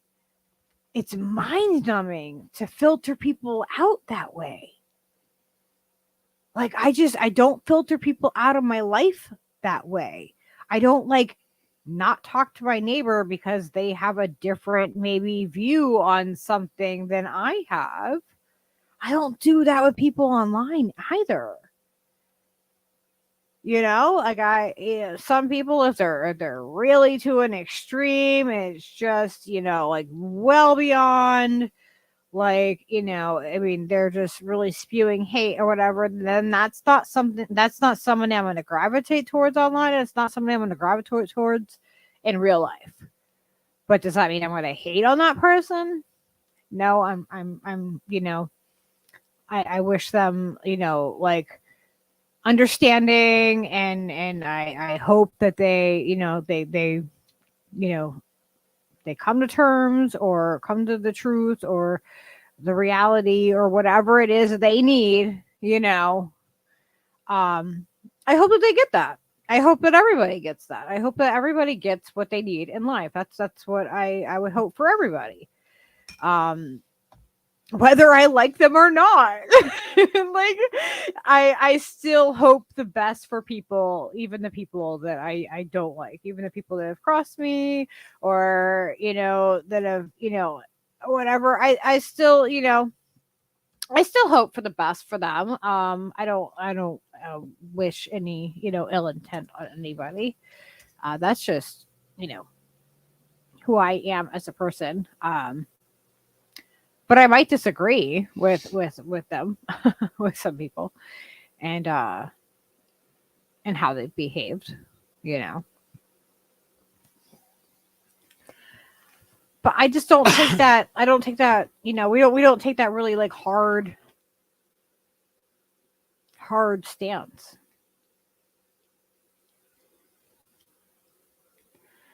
Yeah. Hard stances are weird. Because then you just limit what the hell what you can process and what you can't. Angela said she wanted me to play the Philosopher song one of my music nights. Absolutely.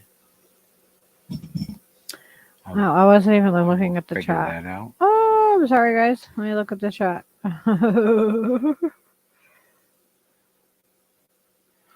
Yeah, I'm selective with the people persons that I like to be personable with the people. Yeah. It's a selective process now. Used to be wide open to every single person ever, and that usually and I still kind of am to a point anyway. And like will walk up to me randomly, people that you know what I mean, just fucking anybody will just talk to me and I will talk to them. And it's just weird how that works. And Lucky's exactly the same way. We're the same. Yeah, I ran into a high school friend in town, and this isn't even the town that we didn't go to high school in the same town that we're living in now, but Yeah, so like ran them locally. They were working, and it was great. They saw Skyla, and they were like, "Wait, who's your mom?" Like, because I wasn't like right there in front. Like, she just recognized me through Skyla. She's like, "You guys are like twins." Like, I see your traits. Yeah, like she's like, I see your mom and you. Who's your mom? Which I thought was really funny because her and I were best friends in high school, and like she just looked at her. She's like, That's why what? she saw your face so many times. She saw your face, and Skyline was like, "Whoa, who the fuck?" She's like, "Who is your mom?" Trippy. That's how all humans are. And like every family, like if you spend enough time with a person and then you see their offspring, you're like, "Whoa, that's fucking trippy." And it was really awesome to see her reaction because I was like right there. I just didn't like I was in a different line, and so we got to catching up, and it was fantastic. And we were talking about high school and smoking in the girls' room, like that was a real thing back in the 90s. Like we would smoke in the girls' bathroom. We got in so much trouble. Oh my gosh, I remember the teacher's name. I remember being in there, and like the teacher would come in and all the toilets would whoosh, whoosh, everyone's flushing the evidence. As if like, because I mean it was, I don't know how they stopped it. Like because like that was my freshman and sophomore year of high school. Before I moved out to Washington State to meet my dad. I left at my sophomore year of high school and moved cross country. But like, so yeah, like I ran into it's just like, it's like no time has passed. Like it just, that's when you have a solid friendship, right? Like when you're just like, you just pick back up. That's what I love about this. Where you left off. Like our chat is exactly like that. Like, yeah, you leave off and you're like, okay, well, we'll live stream again next time we can, and then the next time we can, and then the same people are there, and it's just like as if we didn't stop. Yeah, beautiful. It's an amazing thing. Love it. It's an amazing thing. But yeah, like and so I connected with her and but yeah, and she even asked about my mom, and my mom remembers her. I have to tell her that my mom really remembers her too. And I thought that was really sweet. I hope we don't wake up from this simulation. Yep. I like the simulation so far. I mean, some enhancements would be nice, but since, some of them are provided, if you just take advantage of them, it's not so bad. I'm just saying. So Angela said, my mom and I were talking today, and it struck us that so many want to share their opinions, but no one wants to share solutions. That's why she won't do Twitter. Yeah. I understand. And I still dead name Twitter. Yes, I still call it Twitter. Because is that really dead naming? Yeah. Okay. Yeah, because it's supposed to be called X or whatever the fuck. I don't know. X this bitch. It's X.com. Like if you go to it's not Twitter.com. No, anymore. It says like X and then it says /Twitter. So it's like it's still fucking Twitter, right? Hello. Still Twitter to me. You can't call it a dead name if you're calling it it's still the name of the thing. Well, whatever, because it's supposed they're trying to make it they're trying to make it X. Like they're trying to make Facebook meta. Facebook is Facebook. Like it's not. That doesn't change to me. Stupid. I don't care what you want to call it. It's still Facebook. Yes, and absolutely, Snowy. When you have friends, when you can bust their fucking balls and they don't get all fucking and cry and fucking go take their ball and go home. Because that's not really friends. Friends are like people who can put up with your bullshit and give it back to you twice as good. That's your fucking friend. Exactly. Like I want Friend who will show you why you're a jackass, and then be a jackass with you because he loves you. You know what I mean, or she loves you. That's your fucking friend. That's our friends. You know, that's why our chat is so solid. Because that's how I take each and every one of you people. Like I know that if we were in a bar, you would all have my back. yeah. If I got it fucked up with somebody, you know what I'm saying? That's the shit right there. Whoa, Steve. Whoa, I'm trying to plug in things because I panicked. It said it was running out of juice. Oh my god, this isn't my computer. Okay. Oh, so we have some sad news about the computer. Fixed it. That we got. The speakers are going on it.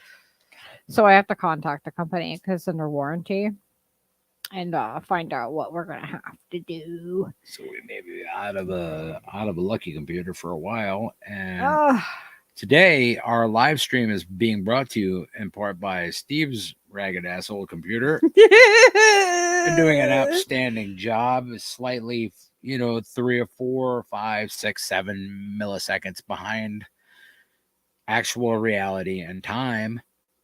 It's doing all right. It's hanging in there. It's a little laggy. It may get a little max headroom on us from time to time, but hey, it's cheap and it's working. So we're not going to fire it yet, but we might have to send Lucky's computer off to the to repairs to the maintenance zone. Yeah, I don't know how they do it. I don't know how it gets sent off or whatever. Just gets that maintenance all done on it. Freaking sucks, man. Like after all that, like all that without a computer, and it's like then the computer, and then everything computers. Works great on it, except now the speakers are just First it was the left one, terrible, and so then I switched it where I'm like, all right, well, I'll just put it to the right, and then the right one is starting to do it too. So now it's strictly Bluetooth, but it's under warranty, so we might as well try to get some new ones. Yeah, we're gonna just get some proper speakers back in there. Yeah, I love the computer. It's a beautiful machine. It works great. It's working great so far, except for the goddamn speakers.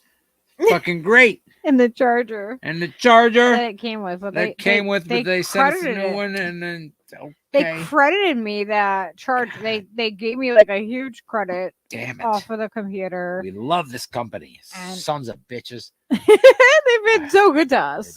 They've been so good to us. The computer that the stream is actually happening through has been going solid for fucking 2 years. No problem. More than 2 years, I think. Well, it's over 2 years now, but I'm just saying 2 years fucking straight up all the time, making fucking videos and rendering stuff and doing things. I did not break Lucky's computer. That is a vicious rumor. Yepex. Damn you. Trying to place blame. God damn it. But we love the inner turmoil and drama. Thank you. Thank you for feeling that. Appreciate your input as a viewer and your constant antagonism about us interviewing proper people and collaborating. I know. I love that guy. He's my biggest cheerleader. He is. He's like one of those cheerleaders that wakes you up at 6 in the morning, like, come on, motherfucker, you gonna get up and do something today? He's like a life coach that nobody wants ever. What are you Right? talking But about? he's super motivated. I love that guy. We do. We love you guys. So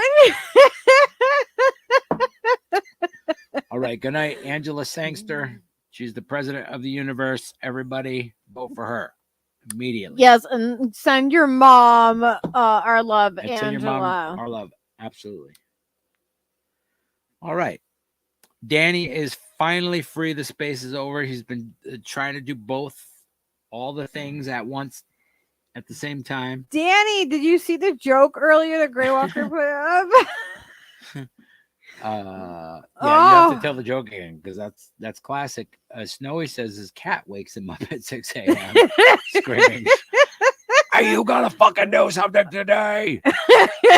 Get up, you lazy son of a bitch!" Well, Everett wakes you up. That's Steve. true. Everett wakes me up every morning, and he knows that if he wakes you up, 8:05, he's like under my nose, like rubbing his little nose against me. He's like, right in my fucking face, man, every day. Where is he? Oh, I love that kid. Oh, he's sleeping. Yo, sure. Now wake him up immediately. Come here, Mr. Handsome. God damn it. I can't sleep past 5 hours. She's like, wake up. Look at Look at how majestic he is. He's glorious.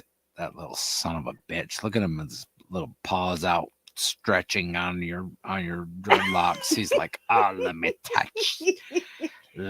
touch your funky hair. I love it.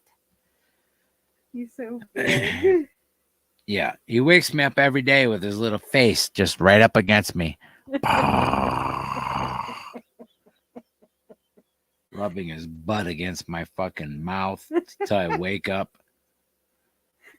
And it usually is too. I'll wake up and it'll just be like a big old fucking cat butt right in front of my face. Like, what the fuck, dude?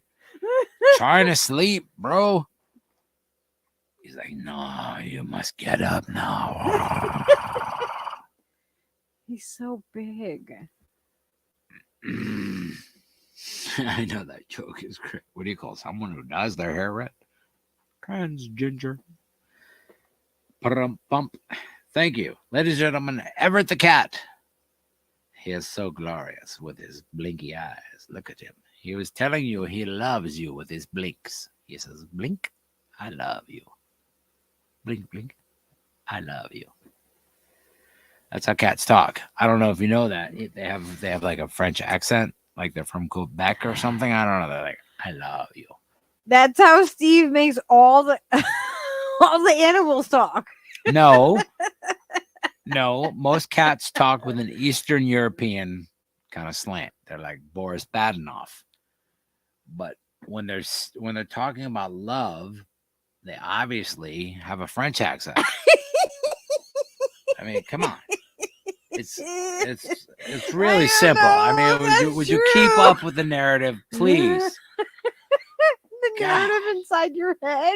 I'm sorry. Obviously, sorry, Steve, audience. I have to explain everything. Obviously, Steve has internal dialogue in his brain.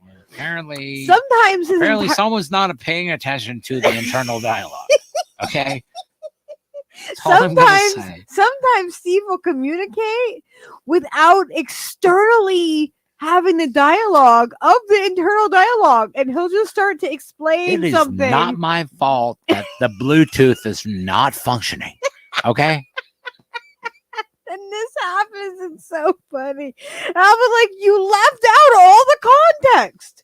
Like all of the context, all of the forethought, like of what you're fucking even talking about. Like I look at him a lot of times and I go, I'm like, what? Like, what the fuck did you say? It's definitely a bit that's not quite developed yet. Okay, ladies and gentlemen, thank you for listening. and participating in our little mind. It's true. It happens all the time. And I usually laugh at him and he gets mad at me. But I'm just The like, Stever and Lucky dynamic, ladies and gentlemen. Thank you very much. Good night.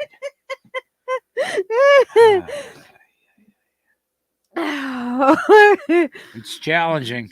I'm not going to lie. It's You know, when challenging. she's not going to listen to the voices inside my head as closely as I do, how can I be expected to, get along in that way?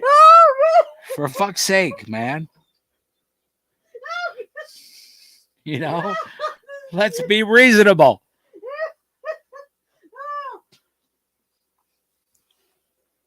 It's true. Like, he really. I mean, it's not like I'm not trying to listen to the voices in her head at the same time, because of course I am, because I'm respectful and observant of other people's boundaries and what have you. Son of a bitch, man. It's like if the fucking wireless ain't working, it's not my problem. Like, so Steve Call the server. Steve will start having a conversation without having like the the whole thing, like all of the contacts being included, and it can be difficult. Snowy's like, check Lucky, see if she peed her pants.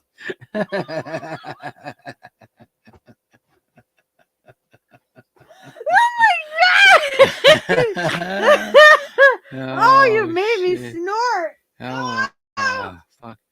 That was funny shit. It's so true.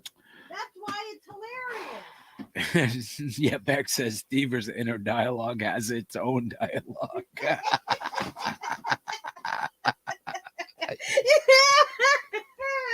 Obviously. Yes!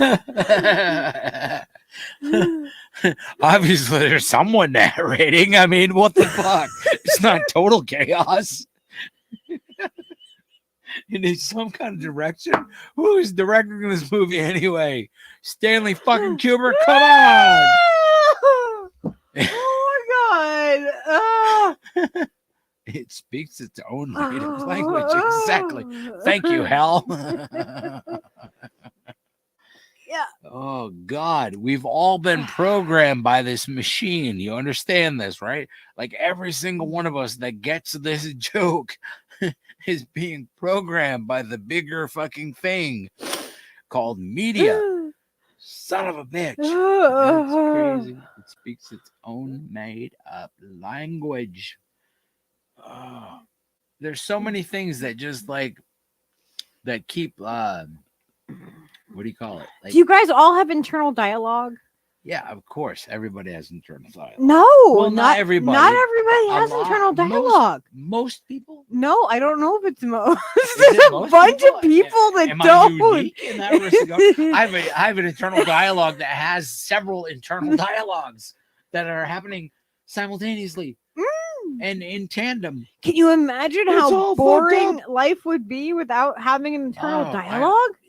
I can't imagine. Like, you would have to interact with people in order to like actually like or say it out loud, even if you're just talking to yourself. That's like, a really good thought to just like stop for a second and just think about like they don't think about things though. How many influences in your own head, right? How many things that could be just like termed as like, oh, that's a separate dialogue, and this is, like all these different things that are happening inside your head.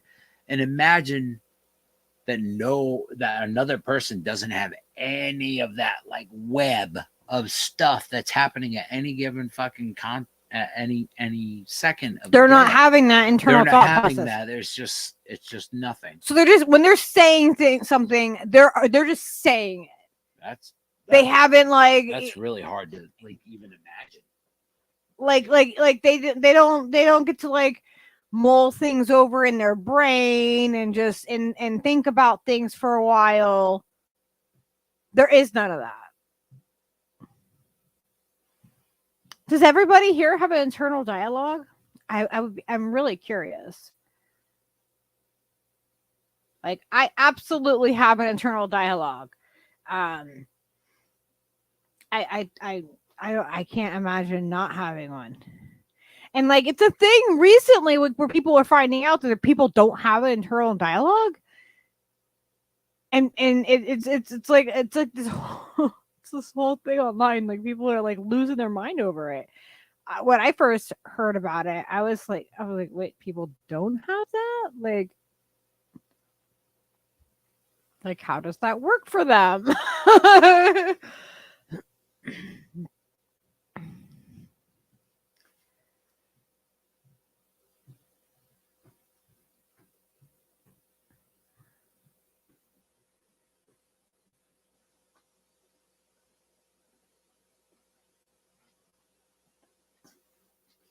It is silent. You're not saying anything. No, I just stopped. Okay. I just stopped. I don't know. That whole idea of just not even having any sort of internal dialogue is fucking crazy to me, because I have so many conflicting things that happen inside my own head. And there's there's some overwhelming fucking point where it goes, no, that's enough bullshit. And I make a decision, but it's all me anyway. You know what I mean? Making all of those fucking. It's just your internal thought process of it's whatever just crazy it is, how that works. How you mull over things. Yeah, it's kind of like it's amazing to me when like I'm like to think that some folks don't have that is just like, how do you even function? Like, how do you? Yeah, I can't even think about not having that ability. Like that's fucking beyond me. and I can see things in my head. Like I can, you know what I mean? Like I can envision things. I can see things. I can, you know, I can see in color in my brain. I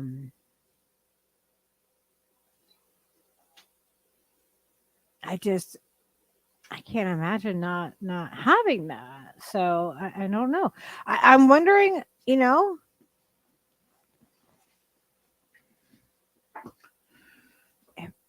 You have to do psychedelics. That's why.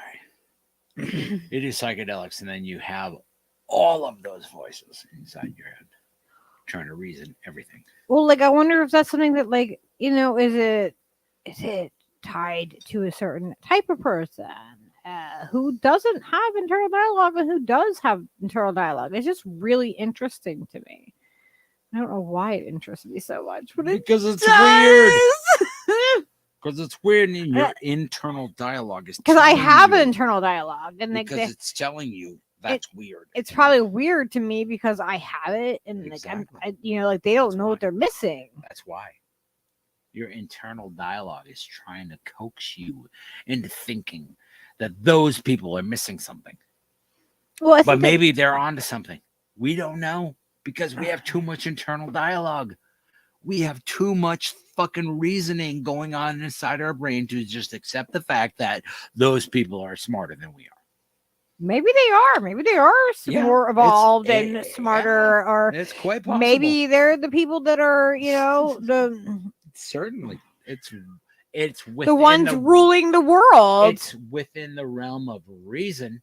Oh, wait, they don't reason. Shit. All right. I don't know. We'll come up with something. I don't know.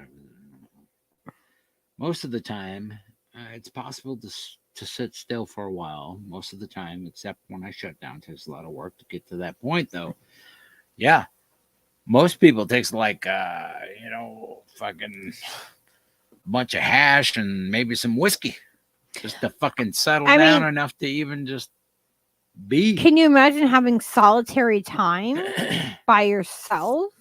Yeah. Without internal dialogue. It's what do you do? I can't imagine.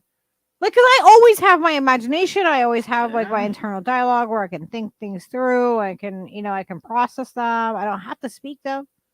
No, it's not a constant thing. It's not like it doesn't have to be a constant thing, but what it is a thing that happens. It's just the inside way we process your mind, information. Like it's like beyond your control. You're just like, you know, oh yeah, I'm thinking about this thing, and you're thinking about that thing because your internal fucking dialogue is telling you to think about that thing. It's super simple, and most people have it, but to think that some people don't is like, wow. And it's not a constant like nagging. Like, I wonder if they get thought or something. insomnia in the same way. That's possible. You know what I mean? Like, because like I get insomnia because like my brain won't stop. My internal dialogue won't stop sometimes. And that kind of like keeps my, keeps me from being able to get sleep. Oh, of course I'm yawning. That's from the mushrooms. But yeah, I mean, like your internal dialogue doesn't run all the time. It's not like constantly. Like when we're having conversation right now, I'm not having to like have an internal dialogue about what I'm going to say. I'm just saying what I'm saying. You know what I'm thinking. Cypress Hill rules, Snowy. By the way, just by the way, he's like Joe's keep the world sane in the membrane. Oh yeah, if we don't have like a stash like that. I wish. I wish we did. I wish we did. We would if share. we lived in a place that was like big enough that we could, it would be, because I love to grow weed, so it would be a thing. But it isn't currently. But that doesn't mean it won't change in the future. I'm predicting the future right now. Manifest that shit right there. What did I say? I forget. I'm kind of stoned. And Grey Walker, and being able to still that internal dialogue is definitely super helpful. it's extremely important, and that's how you get that in like in meditation. But like you should be like, but some people don't have to do anything because they don't have that internal dialogue. So that can they meditate easier? I guess that's what that is. Maybe they're enlightened already to the point that all the rest of the peripheral thinking that you're going through day to day is just turned off, and they're open to enlightenment. That's what I'm saying. Maybe I mean, it's just different than us. That's all it is, I think. Maybe they just vibrate at a higher frequency. Stevers, we could, if I won 100 million lotto, where would we go? Well, shit. I love that it's a we. Yeah. I think we would have to get some sort of bus that could accommodate all of us. I think we need some land first. Well, yeah, but I'm saying ultimately we need something that can move the people around. Right? I think we need land first. You're like land. I'm like bus. We need a highway. There's traveling. There's people. We need to have a home location first. Snowy's like somewhere cheap. Absolutely. Yeah, somewhere we can buy cheap land and be warm. It's like warm and land. It's crazy Thailand. How like it becomes like we want warmth as we get older. We're like, we do not want to weather the freaking Connecticut cold anymore. Yeah. We're like, Thailand sounds fucking lovely. I know a guy who lives there right now who's doing really, really well. And weed is like becoming very legal in Thailand. I would right now. I would intentionally move out of the country. Absolutely. That wouldn't be that would probably be like among the first top 3 places that I would like to go. I mean, I would have to definitely have like stuff shipped. Yeah, there would be stuff that would have to come. That would have to come with me, like memorabilia. It would be fucking expensive and everything, Yeah. but like, I think that would be fucking cool as shit. Thailand is fucking magic. That place is fucking crazy nice. I can't imagine the art that I Portugal could is also fucking amazing. Something like that there, like the art that I could just in that culture and just you know what I mean, coming up with something completely new. Concerned about like you have this like latitude on the globe too. Like it's fucking warm there. Like You know what I I'm just saying? need Like I need that's my cool with me. sewing machine. We're just gonna need a sewing machine and you know, a good tent for the jungle. Can I grow weed? All right, the weed is legal. All right, let's go, Snowy. I'm down. Yeah, no, Portugal sounds fucking amazing because they got their shit together, of course, and Thailand is right behind them. They've just legalized full on. I have a friend called Breeder Steve. Shout out Breeder Steve, who is a amazing dude and is start doing all these startup things in Thailand and all over the fucking world. Basically, it's just the fucking worldwide motherfucker doing stuff with the cannabis, and that's really cool. And Thailand is one of the markets, and I wouldn't mind living there. Hey, now, Susie Fairfield, nice to see you. Hey, Susie. That's like a beautiful place, and definitely. So, what's the plan, Snowy? So we're $100 million, and we're moving to Thailand. All right. You If you win the lottery, You then, had me at yeah. 100 million. Let's go. Yeah, let's go. Let's go somewhere where it's warmer. It's like do a Canna thing that with $100 million. Can you imagine that sort of fucking sweepstakes? That would be insane.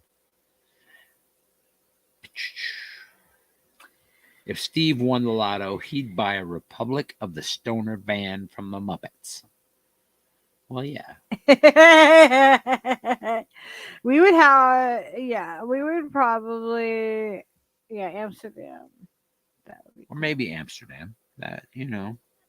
I would like to tour some of the U.S. first. Still kind of before we colonialist, but before we you know, left the U.S. I would like to see more of the U.S. Yeah. Like there's I've a lived lot on of East places. Coast, There's- but I've only lived in Washington State on the West Coast. I can't even I like haven't been- sit here and say all the places that I would love to fucking go to. Like I've literally written it down before, and it's like more than I don't. Like you can't expect a fucking person to travel that many fucking miles and that many places. You know what I mean? Like that I want to fucking visit. It's stupid. But any of them, absolutely. Snowy, let's go. As soon as you win the lotto or Yepex. God damn it, I'm holding it. I'm holding you guys to it. We're going to fucking Portugal. We never play like the lotto. I know, we're fucking weenies. We never fucking do it. we Like, I never. don't have $1. I can't spend that $1. God damn it. Yeah, we can. We're gonna start.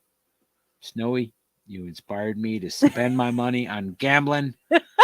like a true American. God damn it.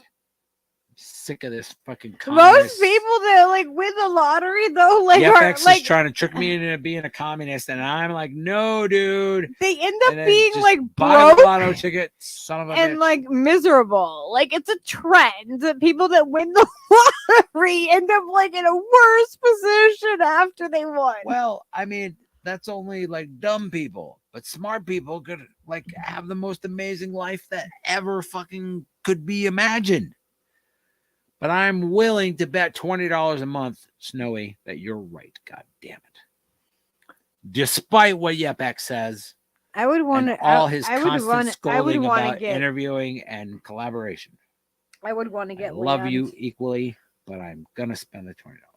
What? I would It want to never get makes sense. Well, yeah. I would want to Steve get said. some land and have and start building a community. Danny agrees with what I said. I don't know what it was, but God damn it, thank you, Danny. Finally, someone agrees. I have it in writing. I see it right there in text. Oh, God damn it, you it can't is- deny it. Yeah. I don't know what it meant or what Danny is agreeing with. But God damn it. See? Says it right there on screen. You can't deny it now. Whatever I said before. That thing is true because that person validated it. Thank you, Danny. Logic Rex. Whatever the hell your name is. Thank you. Appreciate it. I hope you don't mind me saying thank you for coming to the space earlier, Lucky. No, that is okay. You should thank her profusely because Yeah, I wanted of to come and reasons. show my support. Because of course. I couldn't really participate in anything because my computer speakers aren't working properly, and that's what I was using was the computer when I was The on there. computer speakers are trash. Thank you. So I could listen, but I couldn't, like, I That wouldn't be able makes me to. laugh. I wouldn't be able to. I made a laughing face. Yeah, that's not me typing. That's not her typing, as we have established earlier in the podcast. Hopefully, people that are just tuning in now don't think that's Lucky typing. V.S. Adams finally made it home in record time. It's only been exactly 47 minutes and 3 seconds. Fucking A, man, that's fast. She was flying. Obviously, clearly she was exceeding. Vicky, there was a whole debate after. There was a debate about what kind of beans or what kind of however engine long you were it took, using. You might want to note that they need to rewind back to the None of us time. know If you weren't exactly listening. if their turbochargers are vegetable There driven. was a whole thing about your vehicle and what it runs on. All we and know is that hamsters you were and beans. fast, and obviously you know getting in the chat now. And Batman, you're just Batman, I guess. validates the fact that you are in fact Batman, and your car is vegetable You're powered. Batman, and you Vegetable Batman lady he runs it off beans. that goes fast, Mhm. and clearly because you can tell by the chat. There it is. That's She runs what. the laser beams. Thank you, Susie Fairfield. That's Cleared it what- all up. It's laser beams. Clearly, why didn't we think of that already? Jesus Christ. We would have figured that out. Oh my already. gosh! And we talked about Steve's internal dialogue having My like internal dialogue was like, well, it could have been laser beams, but I don't know. Maybe he what do we had know a about the whole laser beams? story, and then we talked about people. I had with like it. several internal dialogues happening at the same time about laser beams, and now we're all in agreement that yes, in fact, it probably was laser beams and driven by beans somehow. We're not really sure exactly how, but of course, V.S. Adams is Batman and very fast. Thank you. Lucky wants you to build the burrito cult commune.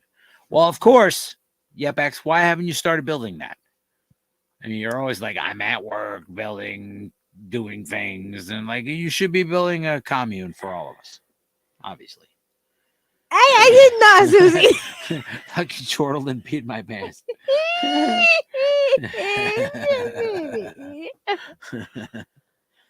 Well, it's hard to believe that we have superheroes driving home from I mean, work it's pretty at magical. top speed with Batman cars running on vegetable power. It's hard to believe. Most people wouldn't believe such a thing, but my internal dialogue assures me that it's perfectly reasonable.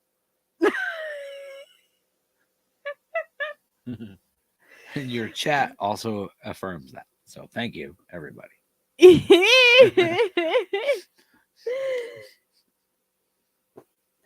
This has been a really fun stream. Thank you, everybody, for hanging out with us. Silly some of the bitches. Yeah. I mean, We have a good time, we even- kind of talked about their topic. We kind of did for a minute, and and then we put our heads back in the sand. Thank you. Good night. Well, not really.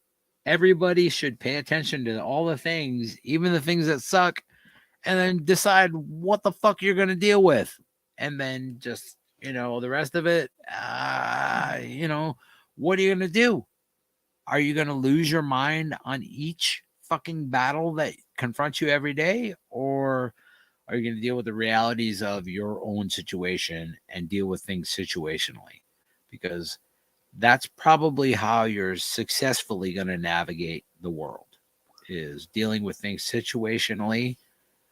And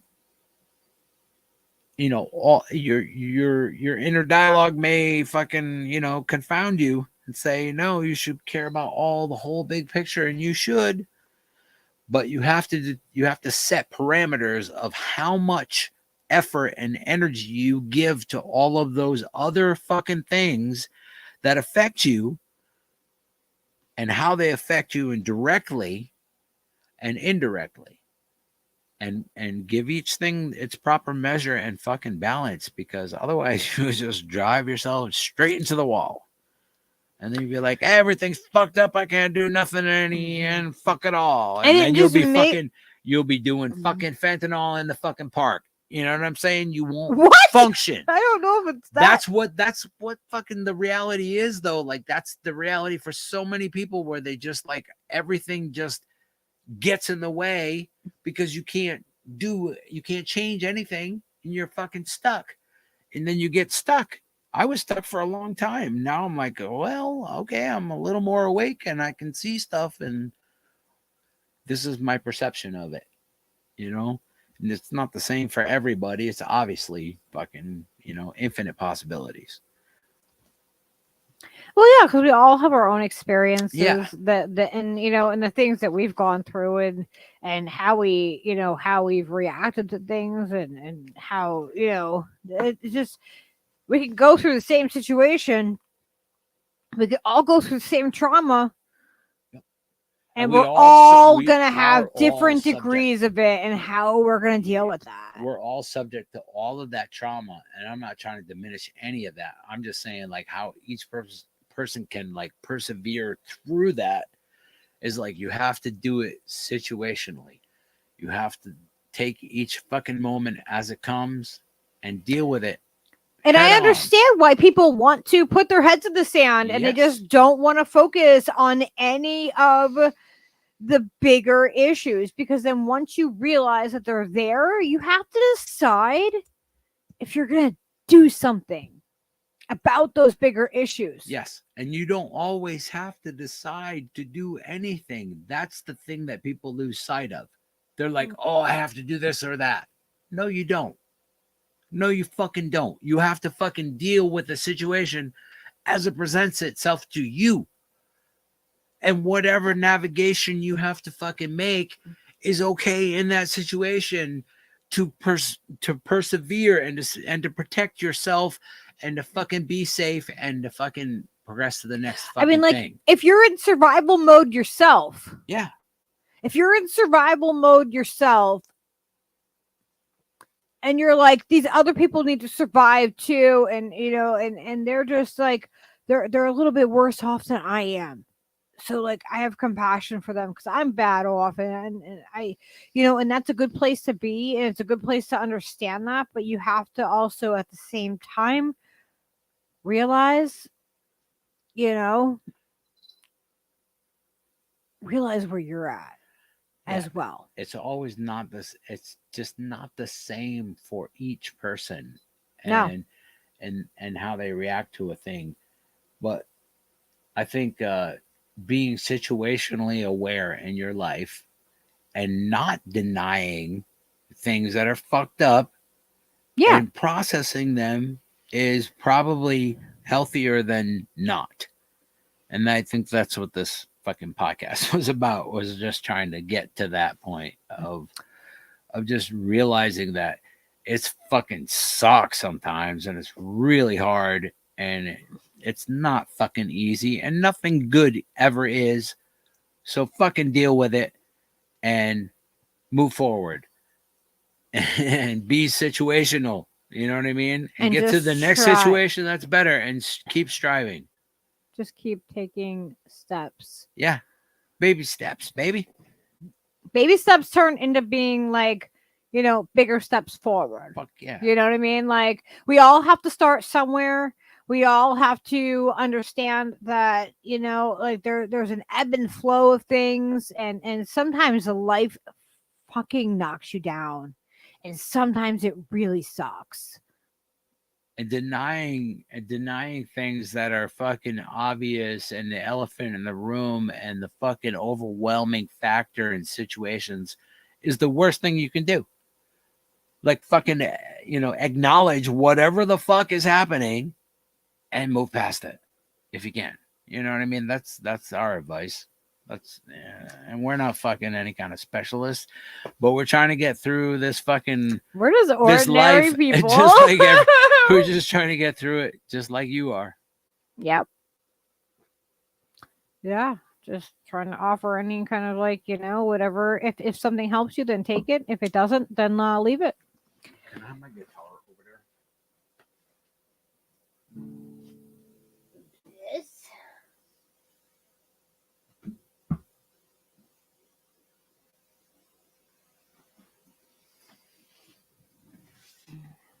Do you want to sit here?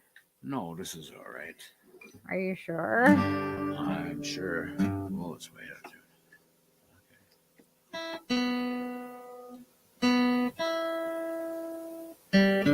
Oh, Susie, you're so sweet.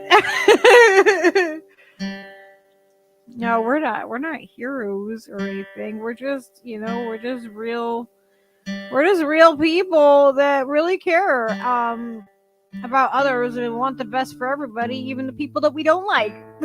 Absolutely. Especially them. You know, like they might need it even more than most, you know, the people we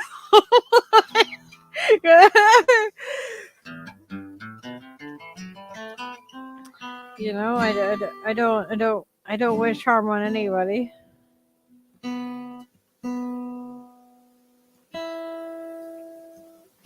Yeah, denial is a very powerful thing for people, and I try to like understand and meet people where they're at, and I have more understanding of it now, coming around from, like, you know, being like completely in the left, you know, like the influence circles, right? Like the very lefty influences, to, like, you know, completely realizing how much of that is a farce,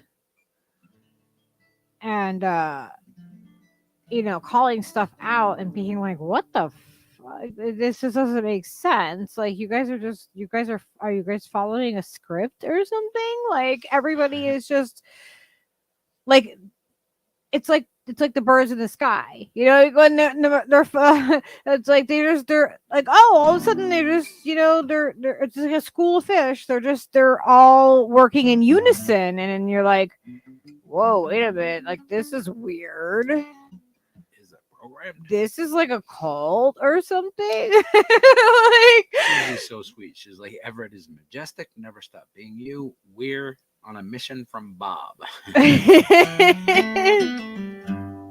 Fuck yeah. Exactly.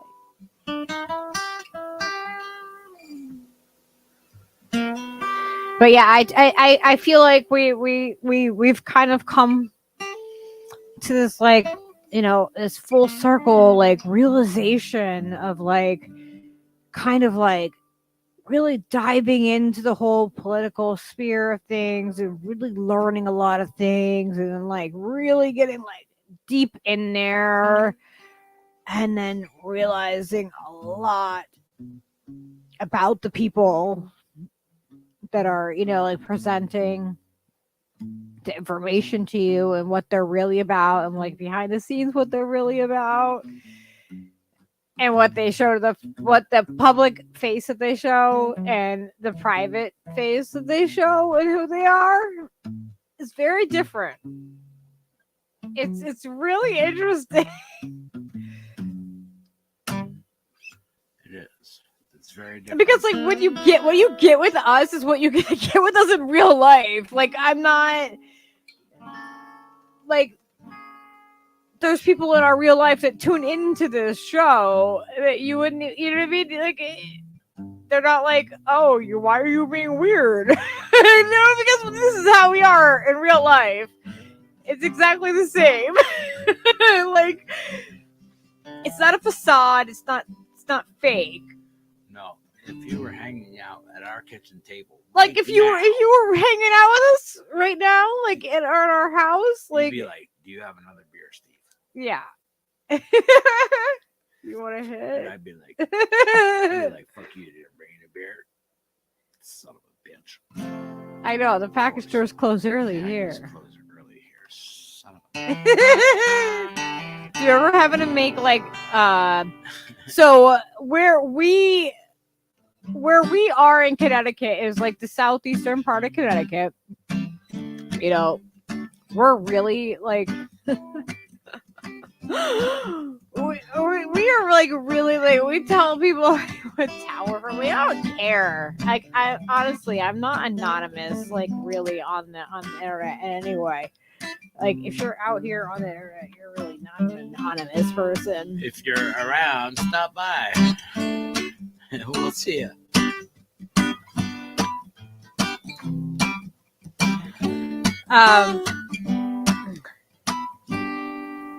The cream of the strange, exactly. Only the strange remain. That's where we are.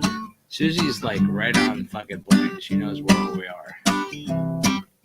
Oh, so like back in the day, we would have to like, so Connecticut had like, you know, we're like an, you know, where we are, we're like, you know, half an hour from Rhode Island, and like, how long does it take us to get to Massachusetts? Like 45 minutes to an hour, depending. Probably from here, from 45 minutes to an hour. Yeah, about 45 minutes to an hour. Absolutely. So like, as the crow flies. So they have different laws for like alcohol than Connecticut did. So like Connecticut packies used to be like, you know, because like beer isn't sold at like our like Walgreens or our and you have gas to, station. You have to clear up for a second. Connecticut packy, as she just said, means a package store, which is as in a liquor store. A liquor store. Because the rest of the country, because most of the people that, you know what I mean, other parts of the country are not good. A packy? What the fuck is that? Yeah, sorry, New England talk. Yeah, forget about it. Forget about it. Whatever. You know, it's wicked cold up here, and wicked cold. We forget how to. We forget how. We gotta fucking talk. It's fucking cold, okay? Yeah. All we drink is. You get me in Rhode Island, and I'll start picking up my Rhode Island accent because I lived there when I was a kid. So like, you know, I'll pick that up if I'm close to New York. I start talking to New York people. I'll pick up that accent too because I lived in New York as a kid. I lived in New Jersey as a kid. I lived down south. So like all these different accents will come out of me at like different times, and it's really funny because like I mix it all up. People are like, "Where are you from?" I'm like, "Oh, well, kind of from all over." From around the way. From around the way. I'm from around a lot of different, yeah. West Coast, East Coast, South. I live in New Orleans. It's not New Orleans, okay? It's not New Orleans. Snowy says, it's New Orleans. Stevers, we have booze stores here. Regular stores can sell wine, but not booze, whiskey, and such. No. That's not how it is here. Up here, we have packies. We have packies, yeah. Wait, maybe we need to write a song about the package store. The packy. The package store is such It's not where you send packages, though. It's not where you send packages. That's not what we're talking about. Maybe it was once at one time. It could have been the place where you brought packages. But no, it's just full of booze. You can't lose at the package store. Some grocery stores. Some grocery stores got a little bit of score, but not like the package store. No, like at the grocery store, you can get beer and wine. You can get And that's beer or about as wine. that's That's fine. that's it. They're not letting you go any Beer and further. wine is fine, but it's not like They're the not. package store. They're not letting you get the liquor. It's not like the package store. I think we just wrote the song. There it is. Is it a New England thing? It is strictly New England. Well, it's I would say northeast portion of the country. There's different places that call Like the package liquor store, the package store or the packy might mean something different to you. Yeah, a packy might be a different thing. You might think You might be thinking like Pakistan or what? something. We're sending a package? No. Or it's a guy with dark skin that works at the gas station. He's in Pakistan. He's from Pakistan. I don't know. It could be who knows what kind of store you're thinking of. I'm just saying. The packy. No, the packy is where they sell the liquor, the booze. Walmart in Missouri sell all the booze. They do not. They don't sell. I don't think They don't any sell of our no Walmarts. fucking booze in Connecticut. Are you kidding me? This is a Christian state. We didn't even have. They weren't even open on Sundays for the longest time. Remember that? We had to cross What? state lines. Wait a second. Oz says there's a New England also in Australia. Get the fuck out of here. Of course there is. Liquor in the front and poker in the back. Thank you. V.S. Adams, ladies and gentlemen. Down at the package store. Hey, liquor is quicker. Down at the package store. My dad would always say that.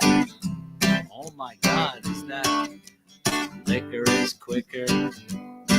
We got a poker in the front, liquor in the back, the package store. Oh God! Bum ba dum bum bum bum bum bum bum bum down at the package store.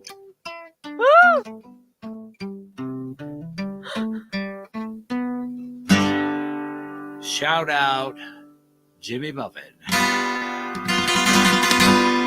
at the package store, ladies and gentlemen. That was great. Yes, Adams to the rescue. That was fucking great. Timing. That was, yeah. Lesbians hide in the liquor cabinet down at the package store.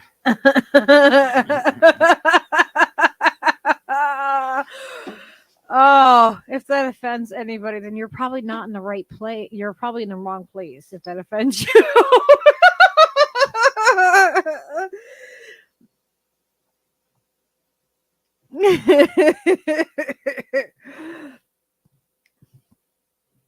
If it offends you, I'm sorry.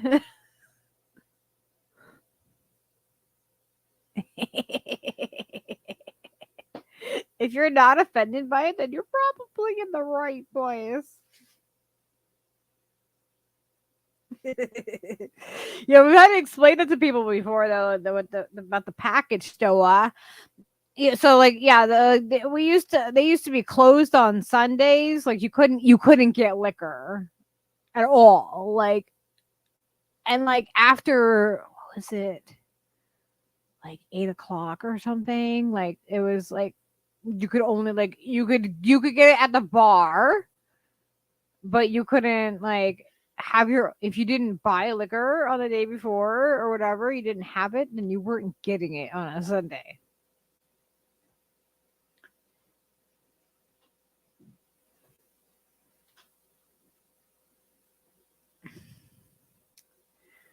Oz said, we have a bottle shop here called the Liquor Land, and we call it the Lesbian Pub.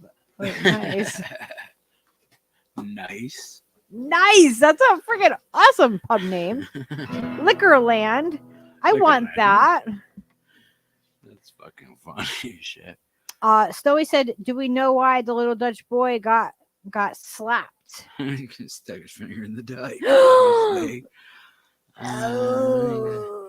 But bum. Boom.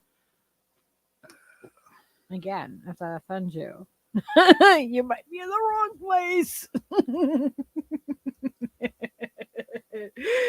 Like, It's possible you might be offended.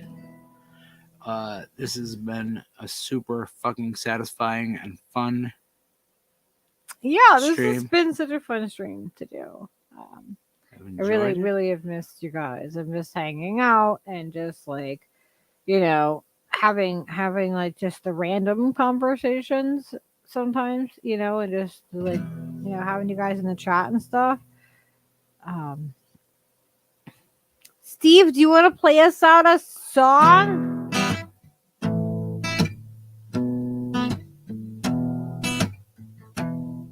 All right.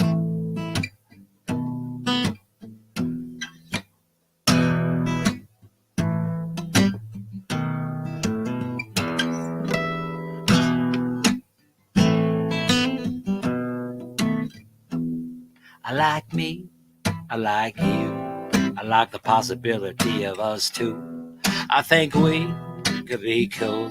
See if you're feeling what I'm feeling, then come through. If I like you, like the possibility of us two. Well, I think we could be cool.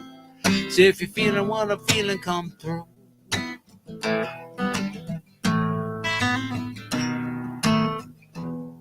Couple inches and a few years back, I met this girl who had a wicked thing I liked, man. Nobody knew we were sneaking around, finding funny spots where she and I could get down. She thought I must have married Jane, couldn't get no better. I stumbled across a smoky baby in a sweater. When I met her, I prayed for better weather, that I couldn't see what's underneath her sweater.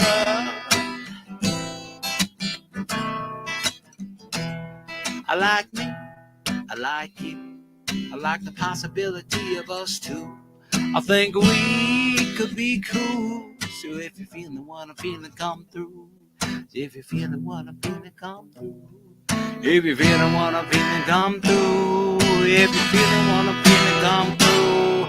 I think I like me, I like you, I like the possibility of us two. I think we could be cool. So if you're feeling what I'm feeling, come through.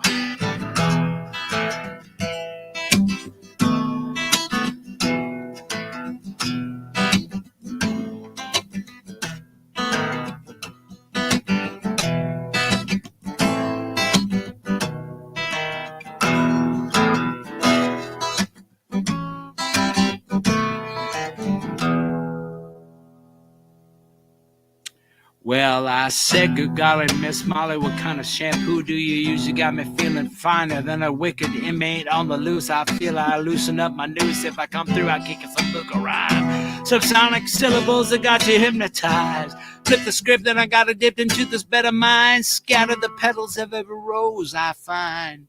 I'm trying to blow your mind, trying to live the life till the tip of your tongue, till every breath of your lung. And if I had the money, I'd buy you an island, cause I spent smiling treasure better than diamonds. I tell you nothing but truth, and inside the booth, and I'd give him 1 minute, I'll give you the proof.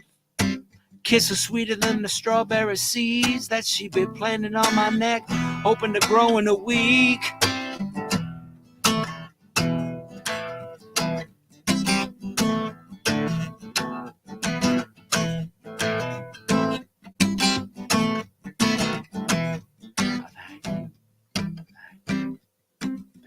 Possibility of us two, like me, like you, like the possibility of us two, like me, like you, like the possibility of us two, like you, like you. If you're feeling what I'm feeling, come through. If you're feeling what I'm feeling, come through. If you're feeling what I'm feeling, come through.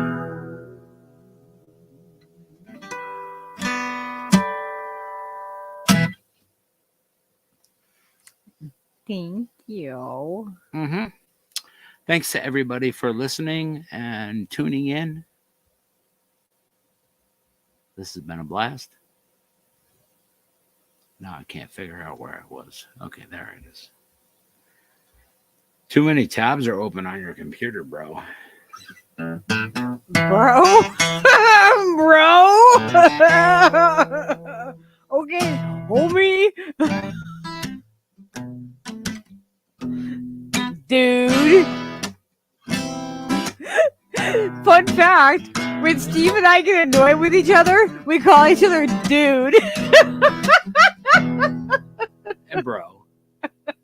Dude, usually. Dude. Like, dude. Dude. We start doing, and I'll be like, you're duding me. Why are you Dude, stop. Don't call me dude. Remember that song's by Bad Brains? Don't call me dude. Don't call me a dude.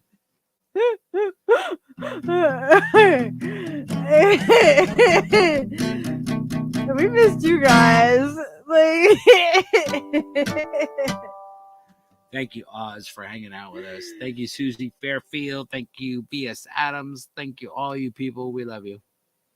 yeah, we were missing you guys too. Yep. It's true. I like me. I like you. I like the possibility of us. Leo, come here. He's sleeping in his bed. He needs to come. He needs to come say hi. That was like a butchered Little Stranger song, by the way. If you What is guys were happening? wondering, Oh, you're gonna come say hi? you guys should go fucking check out Little Stranger. Oh. Badass little duo of fucking hip hop monster sons of bitches. They're really, really talented. I caught Their last myself album a is kitten. fucking smoke. Poof. Everett, you're beautiful, baby. Look at you, all on TV, all beautiful and smiling with your French eyes. Oh my god, I got him a freaking cat scratcher the other day. I posted it to like my my Twitter and my Facebook. If you guys are on there. Oh, look, he's saying I love you each time he closes his eyes. He says, I love you. He's looking at Snowy. He's looking at Snowy. He's flirting with Snowy in front of Snowy's up kitten. at me the most adoring way. He was flirting with you, Snowy. Did you see that? He was that, oh, I love you, Snowy. And then he right in front of your kitten. He said, oh, I am the king of the jungle. I have to show them. And Susie's kitten says, Blue says hi. Hi, Blue. It's very nice to see you. Even if we didn't see you, it's very nice to talk to you now. Oh, look how beautiful. Look at the smirk on that cat. Look at the freaking smirk on him. He's got a smirk on him. He's like, oh, yeah, I'm smiling you can't really at you. see it that great, but like he was smirking at you like, thank you. Thank you, it was Mom. the cutest thing. I couldn't believe I captured that moment. Like when he just looked up at me like, Mom, you brought me home a scratcher thing. And I put catnip on it and he just looked up at me like, this was just for me. Adorable. Like it was the so sweetest, happy. like it was the sweetest look. Smirk face kitten. It's a very rare event to get a smirk face out of the kitten. And we captured it on film for you all to enjoy. Thank you. Thank you for enjoying it with us now. Ba-doo-boo-ba-doo. All right. Are we wrapping this up? Is that what's happening? We All are. right. Leo came to say goodnight. Oh, good night, Leo. And, You beautiful and give puppy. everybody some love. You beautiful poppers. You able to give you an upside down face. You're an upside down face, Leo. You're so beautiful. Look at you. All right. Good night, everybody. Thank you, everybody, for watching and listening and paying attention to the podcast. We appreciate you. Please share it with your loved ones and the people that you hate immediately. Waste no time and share it with them now. Well, we hope everybody has, And we send much love to it. yeah, we hope everybody has the day that they deserve. You know, Hell yeah! if you deserve to have a good day, I hope you have a great day. Fuck yeah! We love you all. Peace out, Girl Scouts. All right. Much love.